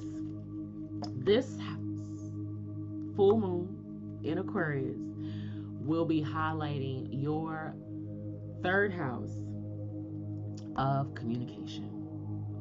Communication, short trips, siblings, local environment. This could be a place where you, Sagittarius, you could be strong and or powerful, or at least effective. Now, whether you are in low vibrational energy or high vibrational energy, you're feeling healthy or unhealthy, or you are operating from good intentions or bad, this third house of communication could really be somewhere that you feel comfortable or powerful at home. So when it comes to how you communicate, or when you communicate, or when you feel comfortable communicating, it could be when you are home. It could be with your children. It could be with your siblings. It could be with your spouse. It could be, just with your community, your neighbors, your friends. You could feel like you're very well supported with communication. Or you could feel like you aren't being supported, or you're being misunderstood with your communication, possibly with family, friends, people that are close, like behind the scenes with you. And so wherever you are, just allow this full moon in Aquarius to help you clear out those blocks, allow you to be more creative, more innovative, more future focused on how you communicate, whether it be with your children or your siblings. You could be encouraged to take some short trips, like to just kind of maybe get away, like a home away from home. Maybe you don't go too far away, but you kind of get away from like the day-to-day mundane, like right around the house kind of stuff. But allow yourself to embrace that independence of Aquarius. Even the rebellion or the going within and isolating, maybe it's how you talk to yourself, and maybe that's somewhere you need to start when it comes to shifting the energy in the house of communication. Okay, depending on what's working or not working for you, Sagittarius. Let's get a card for Sagittarius.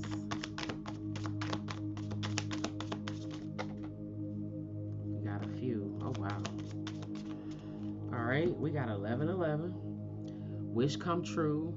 Moderation, patience, flowing, self-realization, manifestation, gateway, taking action. You're in for a lucky break. It may come as happy news, experience, new opportunities, or an exciting acquaintance.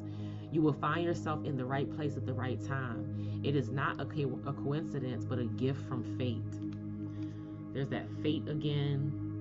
1111 representing coming together. This could be like coming into union with yourself, but it could also be like coming into alignment with what you want, what your wishes are. Okay? Allowing you to attract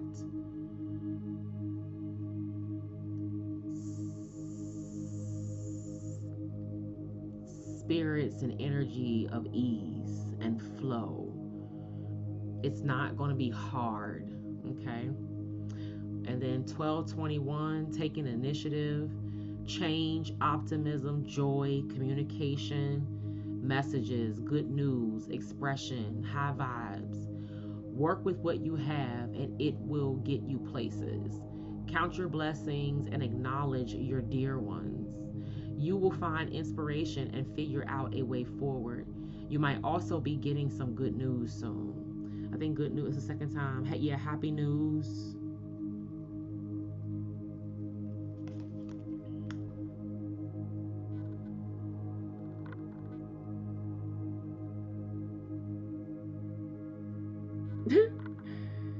Wait so you can see it.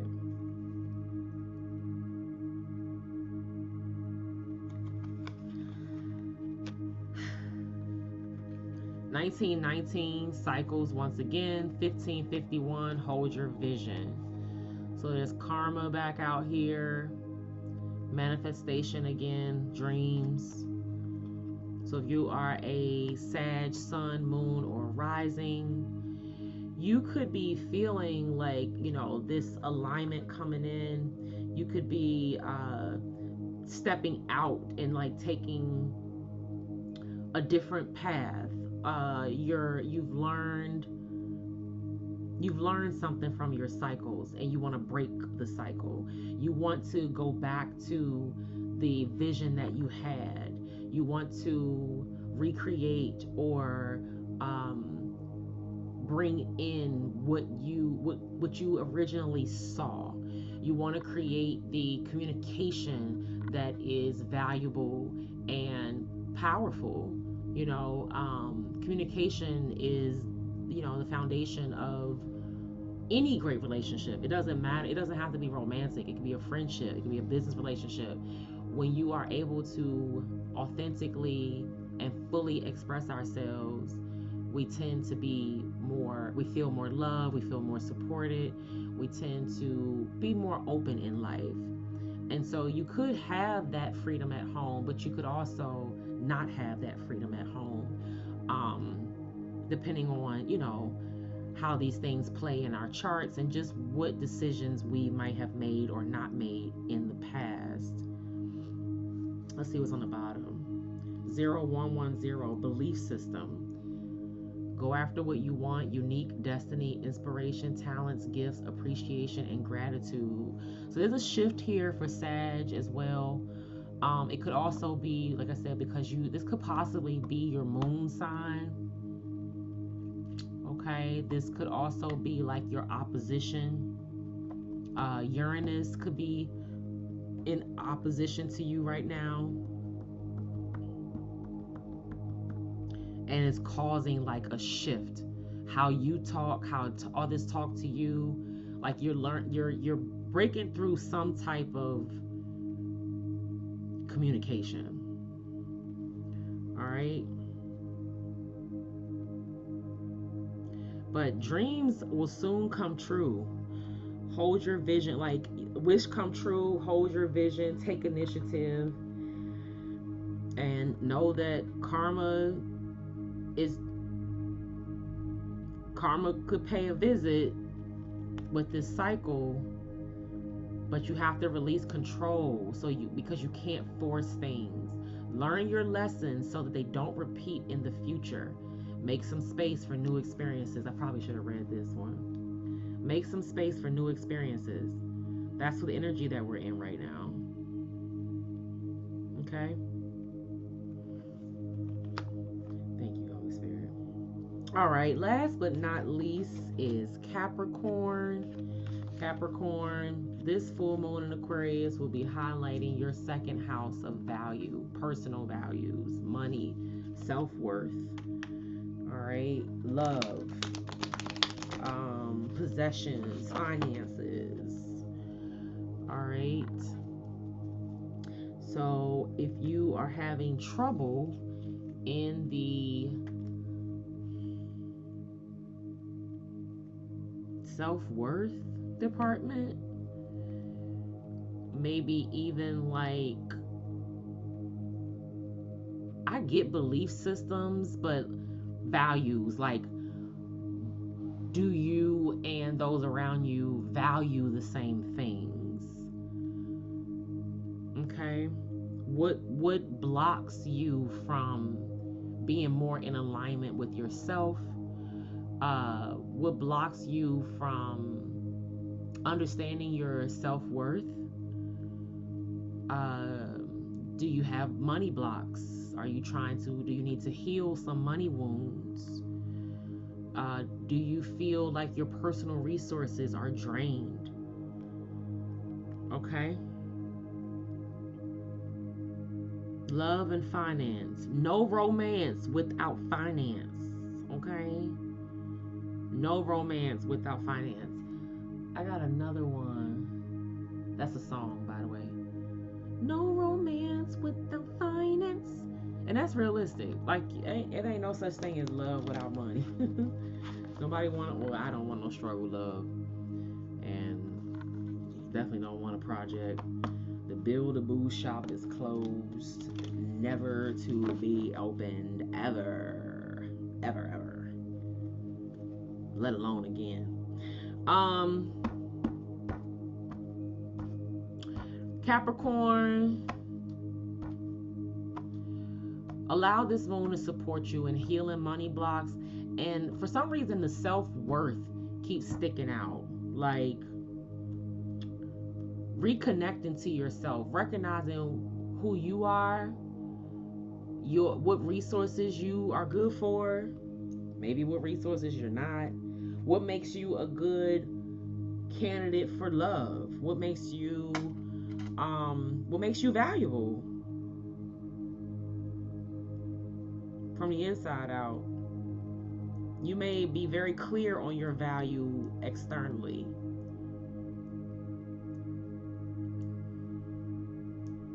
but what makes you valuable internally? All right, let's get a card for Capricorn. Nice. 1616, readjustments. I think it's the second time this came out as well. Overcoming obstacles, soulmates, romance, affection, support, and comfort. Your level of self-control is sufficient to make things right. On the horizon is the possibility of beginning a new romantic or platonic friendship. Let me start over. Your level of self-control is sufficient to make things right. On the horizon is the possibility of beginning a new romantic or platonic friendship, as well as a chance to begin life anew with the person from one's past. Everything will fall to, I hated it says pieces. Everything will fall into place. I'm really hoping that that's what it's supposed to say. This is another one that says that. Everything will fall to pieces.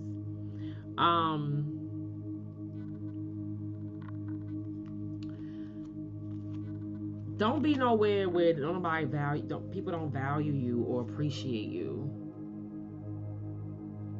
Reflect, readjust, have the willpower to, could be walking away, could be recognizing your worth. It's saying that self-control is important. So maybe there's some self-control blocks or self-control obstacles that block self-worth. It's like not being able to control yourself is kind of devaluing you in a way. But you could be walking away from what you may have valued in the past, what you may have thought was important in the past. Okay. All right, that's what I have for the signs. I would go into all these other like the shadow stuff, but I know it's been a little minute and it's all good, and I have a lot to do. But let's grab a Moonology. I want to do a Rumi as well, but I don't want to say we don't have time. We have all the time. We have all the time. Holy Spirit, ancestors of divine love and healing light, please protect us as we download the messages for our best and highest good. Anything that's not for our best and highest good, please close, shut, lock, and block that door. In the name above all names, amen. I got that prayer from Mystic Sunflower. I added my little 2 cents or my little spin to it, but for the most part, that's how she prays over her messages, and I like it. Your commitment is being tested. First quarter moon, that's real talk. Bottom of the deck, take time to breathe out, disseminating moon. Your commitment is being tested. First quarter moon. Your commitment is being tested. So this is our commitment to ourselves. Our commitment to ourselves is being tested. Are we going to go within and do the work? Or are we going to stay in the same cycles and patterns? Are we going to stay stuck? Or are we going to choose to step up?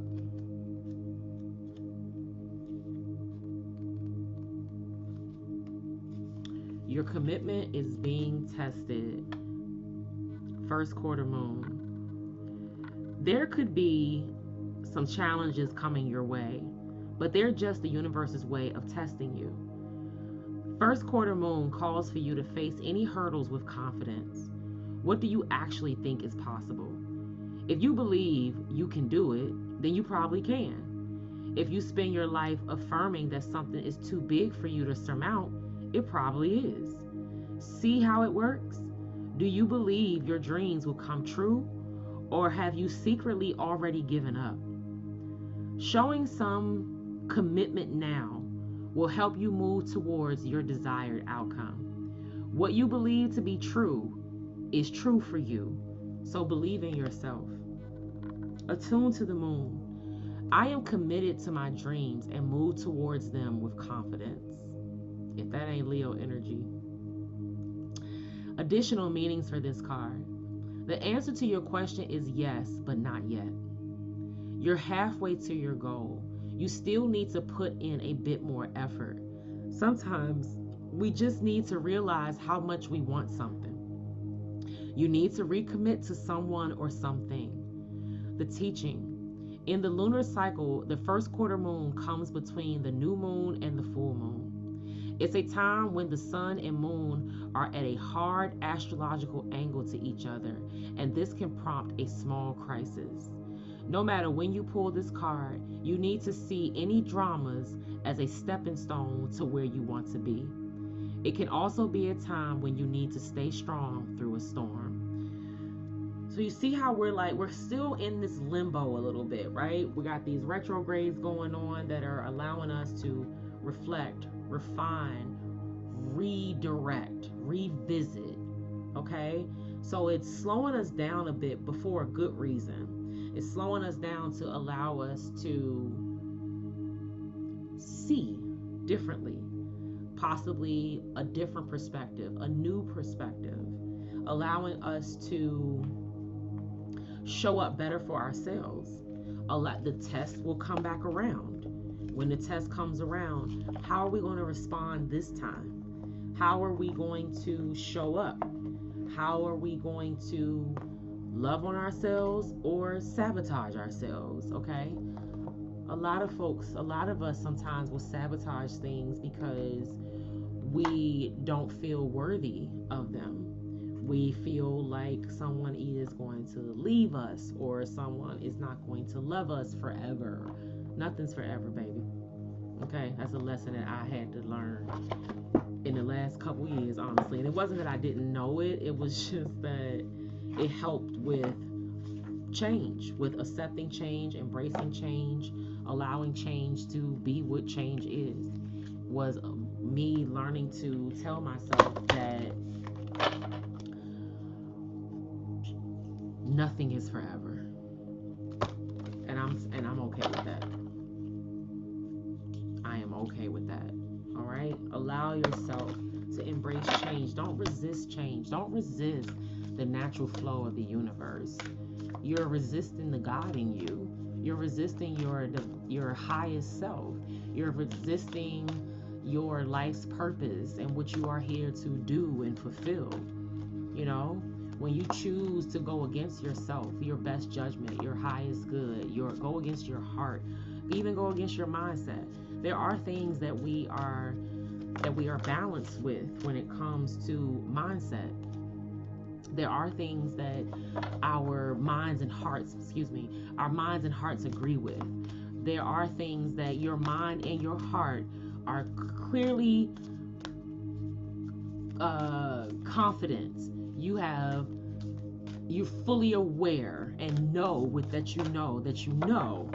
that these things are sweet. That these things are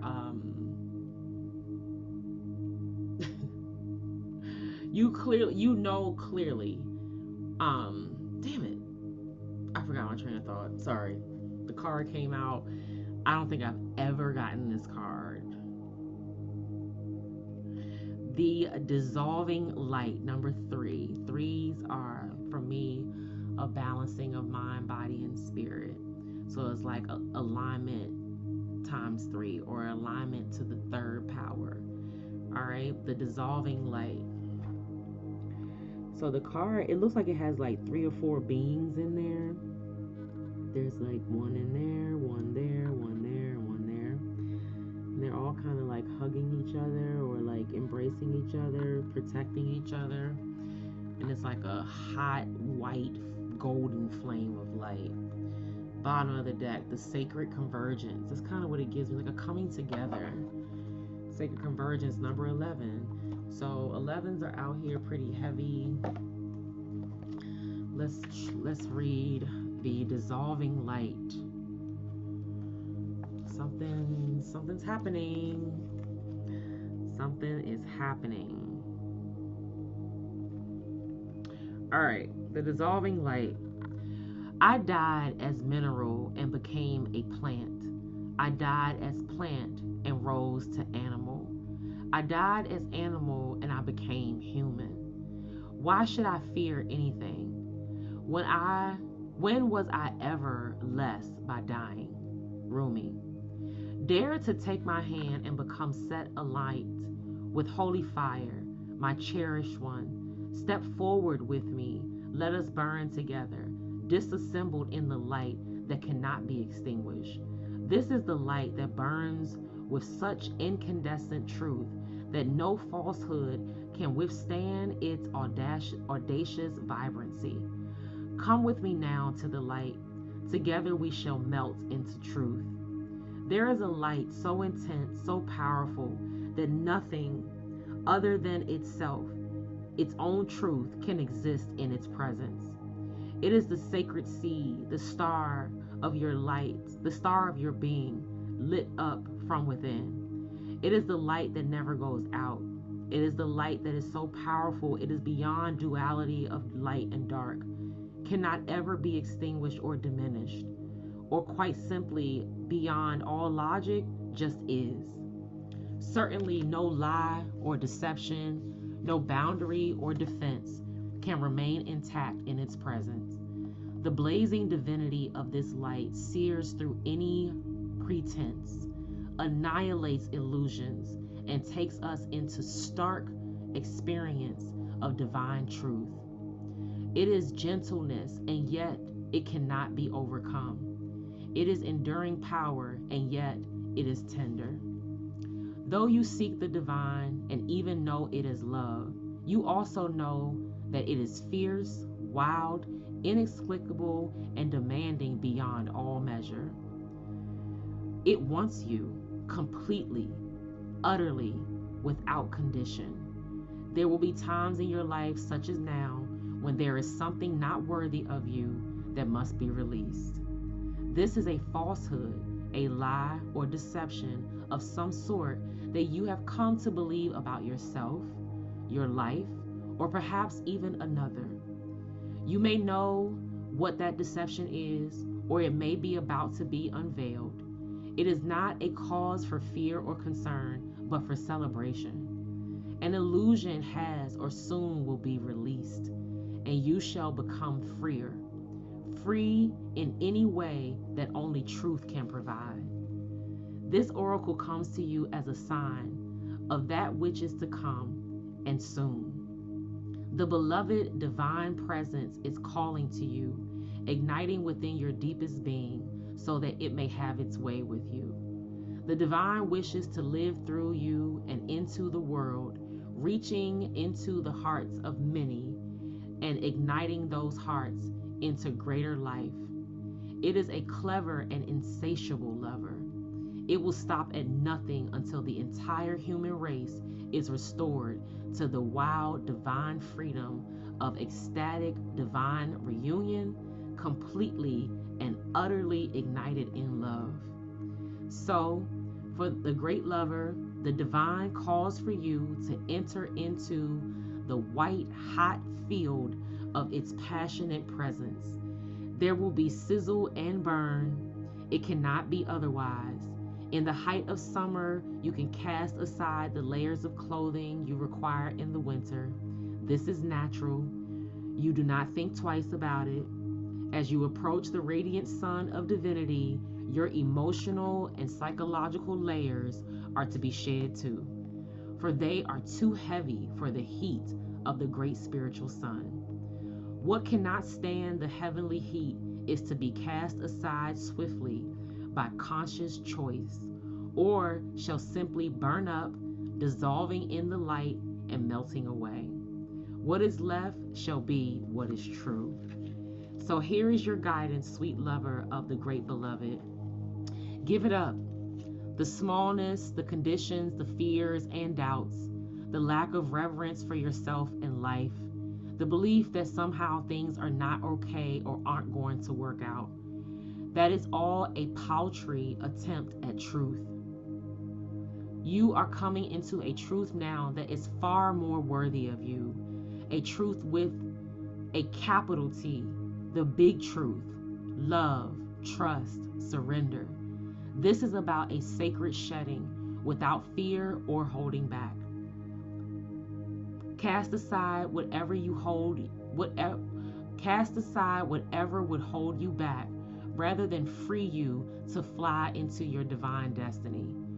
You are not to be the same from this moment on. This is the holy word, the word described in living divine fire in your sacred heart. This oracle brings you guidance. Trust in your changing perspective and perceptions. Don't hold on to what you once believed or thought to be true. Allow yourself to be shown another version of events, another way of perceiving. Don't focus on what is not working in your current estimation of things, for that is nothing more than a passing opinion. You are being given an opportunity to see and know yourself, others, and particular life circumstances very differently. Embrace it. Don't resist what is being shown to you. For even if there are some struggles in adjusting your view at first, ultimately this change in perception will free you and bring you more deeply into the wellspring of your own inner peace and happiness. I love that. I love that. I don't think I've ever gotten that card.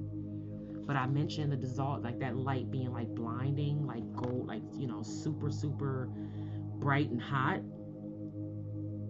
And I'll say this, so story time. And I hope I can recall it.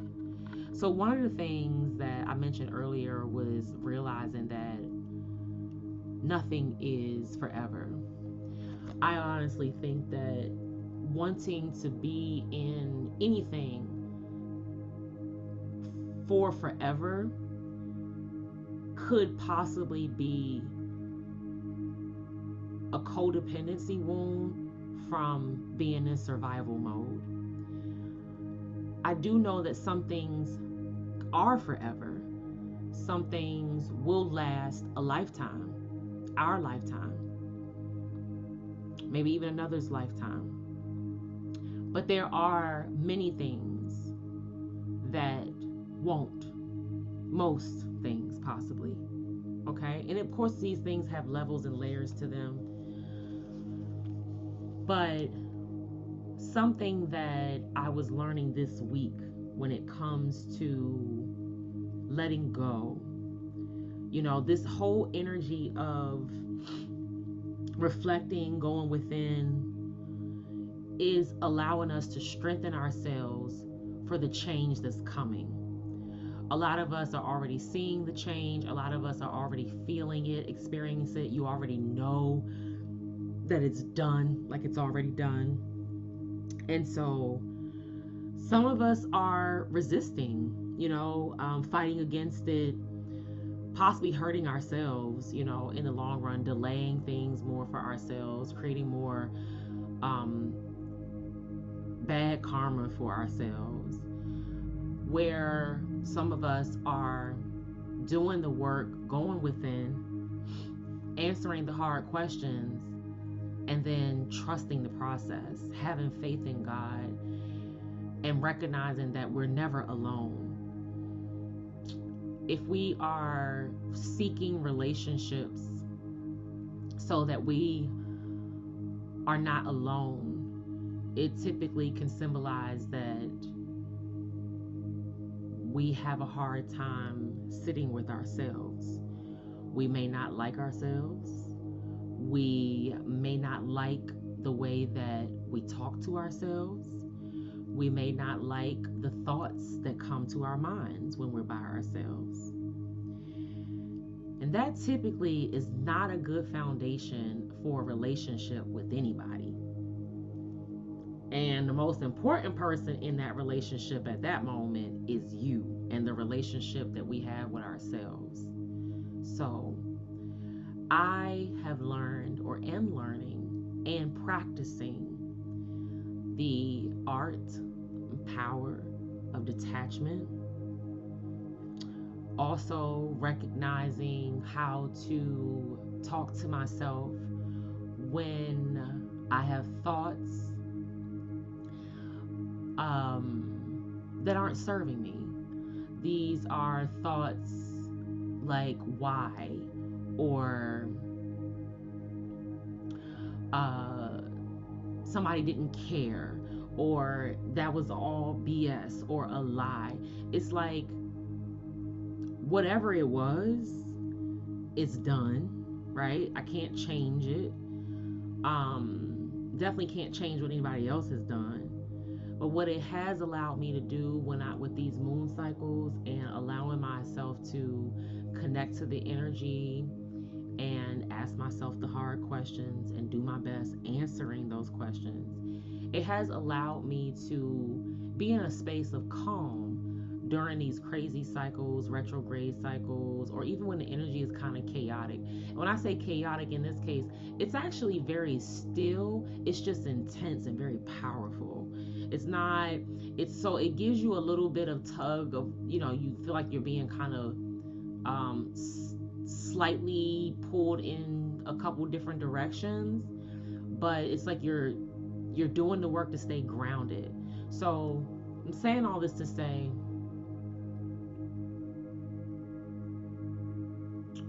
I had someone come into my life, and at the time I had healed from a previous situationship, to be completely honest. I wasn't ready for a relationship with this particular person. Maybe not in general, but definitely not with this particular person. And I knew that that relationship was over, right? And so I've done work on myself to heal myself from way bigger heartache. So I knew what to do, right? I had already exercised my boundaries that I had put around the situation. I wasn't going to give it this amount of time, whatever.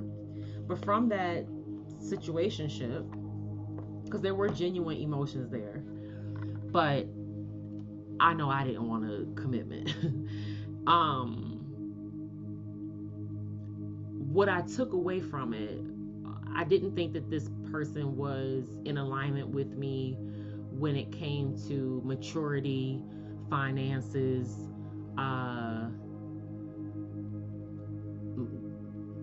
maybe even some communication.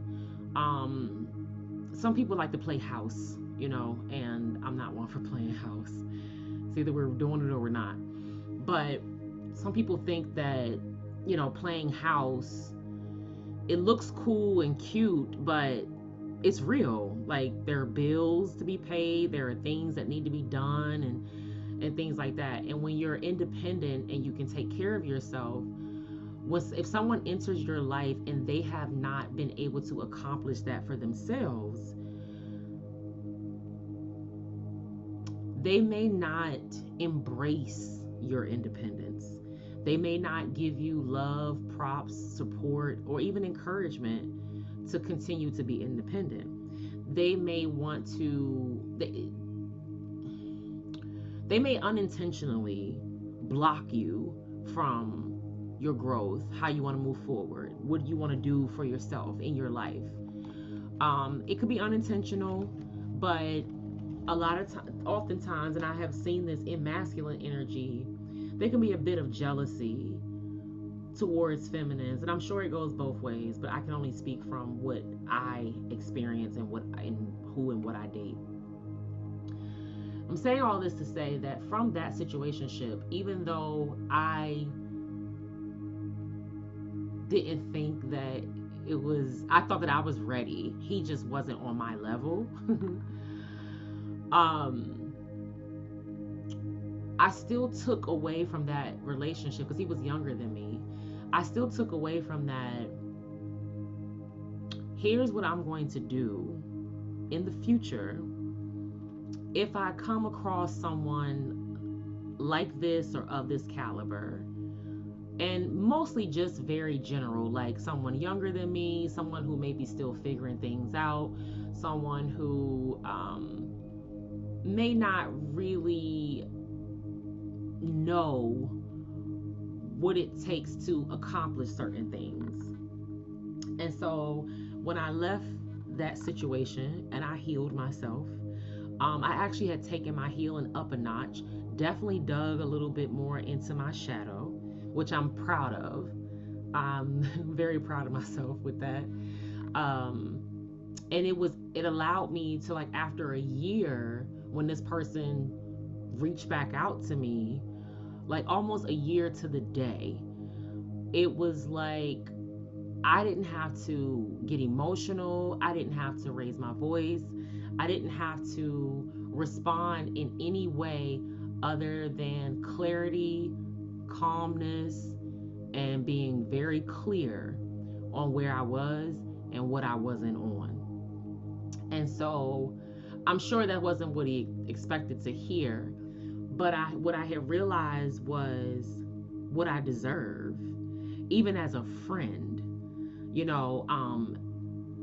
and I have another story where it got to a point where it's with a different situation that I'll share, because that is the story that actually got me kind of like here, like this leg and stretch, or I'll say the kickoff to this stretch of my healing journey. Okay, when it comes to like astrology, ascension work, even like pulling oracle cards, these things came to me over the last 2 or 3 years. And so that last situationship, when I walked away, I carried the lesson that I knew how to submit, to, and this may sound crazy to somebody and whatever, but this is where I was or am. I don't know. We'll see. But I was able to, I felt that I had mastered being submissive, even though I may be, I don't want to say the breadwinner, but I make more money. Just that, like I'm more financially stable. I'm more emotionally mature. I'm more consistent, more just, you've been holding things down, more independent. And I knew that energy, not even trying, that energy can be intimidating to someone who has not reached that level of achievement for themselves. Like I said, it could be conscious, unconscious. It could be things you do consciously or unconsciously, but either way, it could be triggering and or intimidating. And so when that situation was over, I knew I was done. I said that if I came across another young man, because for whatever reason I tend to attract younger men, and I am not anybody's mama. Okay, I have one son, not looking to raise a grown man who already has a mama. But I recognize that if another young man came into my life, I knew how to talk to him. I knew how to allow him to be. I knew how to allow myself to stay soft and submissive, and to give him the open door to lead, to show me what he wanted to do. And then I came across one who I feel like I succeeded with applying the lesson. I did not succeed in ultimately gaining something stable and consistent, but I wasn't looking for it either. So I was okay with being present and being in the moment. And it worked. It might still be working, but it worked very early on.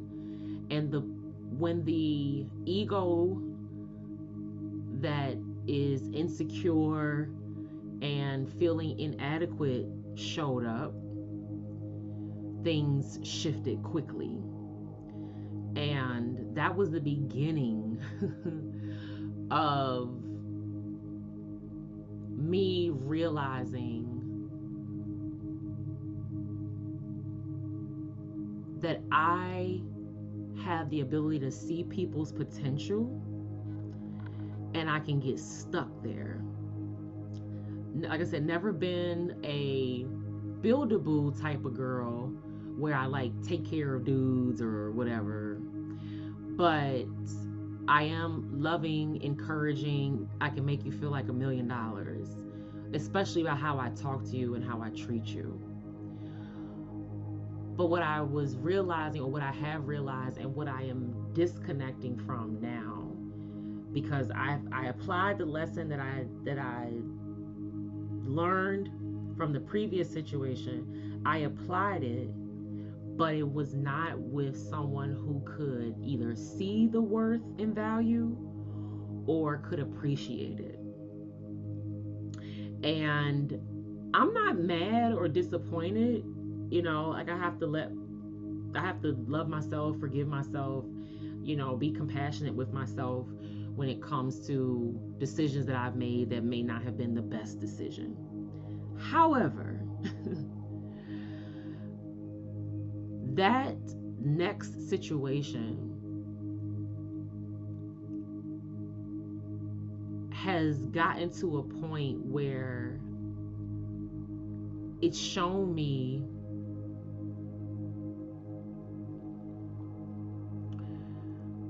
that it's okay to let go of what's not in alignment? Why do I want something that's not in alignment? So I have to get over who I see as a seer, as a healer. You see people's highest selves, their ascended selves, who they're rising into or growing into, who the Holy Spirit and God has ordained or wants purposed them to be. You can see that. And so oftentimes we can try to pull that out of people. I have a friend that says, I don't even know if I can call him a friend, but that says, why you always want to fix people? I don't always want to fix people. I'm not trying to fix everybody. I know that that's impossible. I don't even want no. It sounds beautiful. Like, it would be great to be able to have that kind of goal. But what I am learning now is to my own discernment, using my own wisdom on who is ready and who's not. Who wants to help themselves and who is fine being stuck or stagnant or going through circles. Many of us are stuck in our past. That's why this channel has been created, is to allow us to take that pain and turn it into power, recognizing that what we think are our weaknesses are actually our superpowers, our strengths. And right now, in this moment, under this moon, I am releasing any type of vision of potential in my mind. We are not here to date potential. I am allowing myself to make room for accepting people for exactly who they are, exactly who they show me that they are, exactly who they show me to be, for them to be. That's what I'm letting go. I have done the work, continuing to do the work, but it doesn't always mean that we're in alignment. It could be bad timing. It could be that it's not for us, and this was the purpose. And I'm thankful for that too. So I'll say, let go of potential. Deal with people and meet people and accept people for where they are and who they are. Do not allow ourselves to be so held up and hell-bent on trying to convince someone to be better. Okay?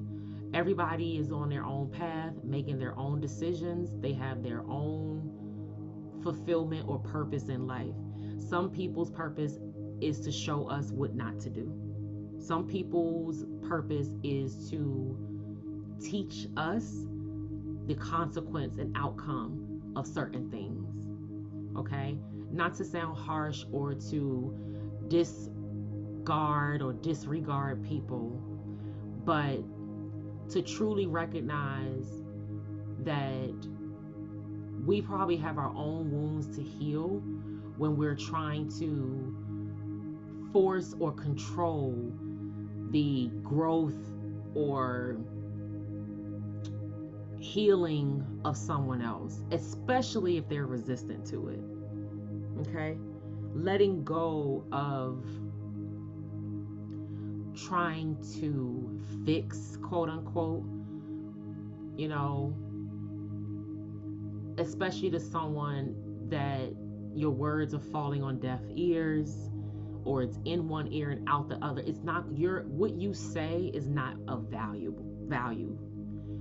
That's what we're releasing, and we're making room for who is in alignment or what is in alignment with us right now. Not 5 years from now, 10 years from now. Who's doing that? Right? So that's what I'll say. I'll give more, but the kickoff is I had one situationship, and that's another thing we are doing over here at MiSpot is we'll be kicking off our a 6-week heart chakra healing. It'll be a course that is taught by me. It'll be recorded. It'll be shared, but there will be people that will be able to join. So if you're interested in learning how to heal your heart space, if you want to be more emotionally intelligent, you want to have more self-compassion, possibly more compassion for others, or you want to allow yourself to open up your heart to abundance and overflow, this is a perfect course for you to just refresh and really understand the workings of the heart chakra, your heart space, and what it's here to serve you for, what it's here to do for you, and what its purpose is. And that reconnection will allow you to go back out into the world refreshed and coming from a heart space that is light as a feather. I found this feather. I actually found another one today. I found this one, I think, on my walk last week. I don't know, it might be a crow's feather like underneath, but I found another one almost exactly like it. I think it's in the kitchen. But keep your heart as light as a feather, okay? No heavy hearts. Heavy hearts block abundance. They block love. They block all the things that are the core of you, the essence of you, okay? So I'll be sharing more about the heart chakra healing. If you are interested in that, you can drop a comment. Please help me get at least 100 likes on this video. Don't forget to subscribe if this is resonating for you. But yes, we're going to heal our hearts and allow ourselves to reconnect and let go of places and spaces and people that don't value us. We're going to go where we are appreciated, not where we're tolerated, and definitely not where we are abused. So I'll share more about that journey as things go on, and just being led by the Holy Spirit on what to share. But letting go of potential, okay? Being present and recognize. A lot of times, I'm going to tell you this too, this is also a revelation. Sometimes when you are a healer, you have a good heart, a big heart, you're someone who just, you want everyone to win. You want to see everybody on top or everyone doing good, or you don't want to be at the top by yourself, whatever. A lot of times when we are those kind of people, we tend to see people's light or essence or ascension with our stank all over it. It's like, well, if I was in this person's life, they would be like this. If I was in their life, then I would be showing them that. I don't want that. I do think that there is a place and space for me to give to a romantic lover situation, or not situation, but something, more stable, grounded, committed. But I want us to heal from situationships, because a lot of situationships have been very toxic for people. And that's why we're kicking off this 6-week heart chakra program, where we can tap back in and start to ask ourselves, how did we get in those situations? What were we trying to block? Were we trying to get away from emotions and they showed up anyway? Is casual sex really ever casual sex? Are there always consequences or something that needs to be worked through when it comes to those type of decisions? Did we break our boundaries when it came to that type of movement or operating in that space? Were there boundaries that we didn't set? Were there lies being told? Were both people or everyone involved under the same impression, right? Did everyone involved have the same intention or wanted the same outcome and goal?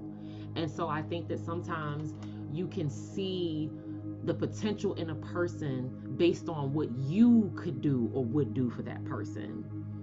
And I had to set boundaries on the amount of time that I was going to give a person when I saw certain things. And I actually surprised myself with a lot of things. I was stronger than I thought. And now, fast forwarding, you can feel the energy shift where there's nothing else to say. You don't have anything nice to say, so you're just gonna go within and focus on yourself. And that's what this energy is. It's like, I'll just focus on myself.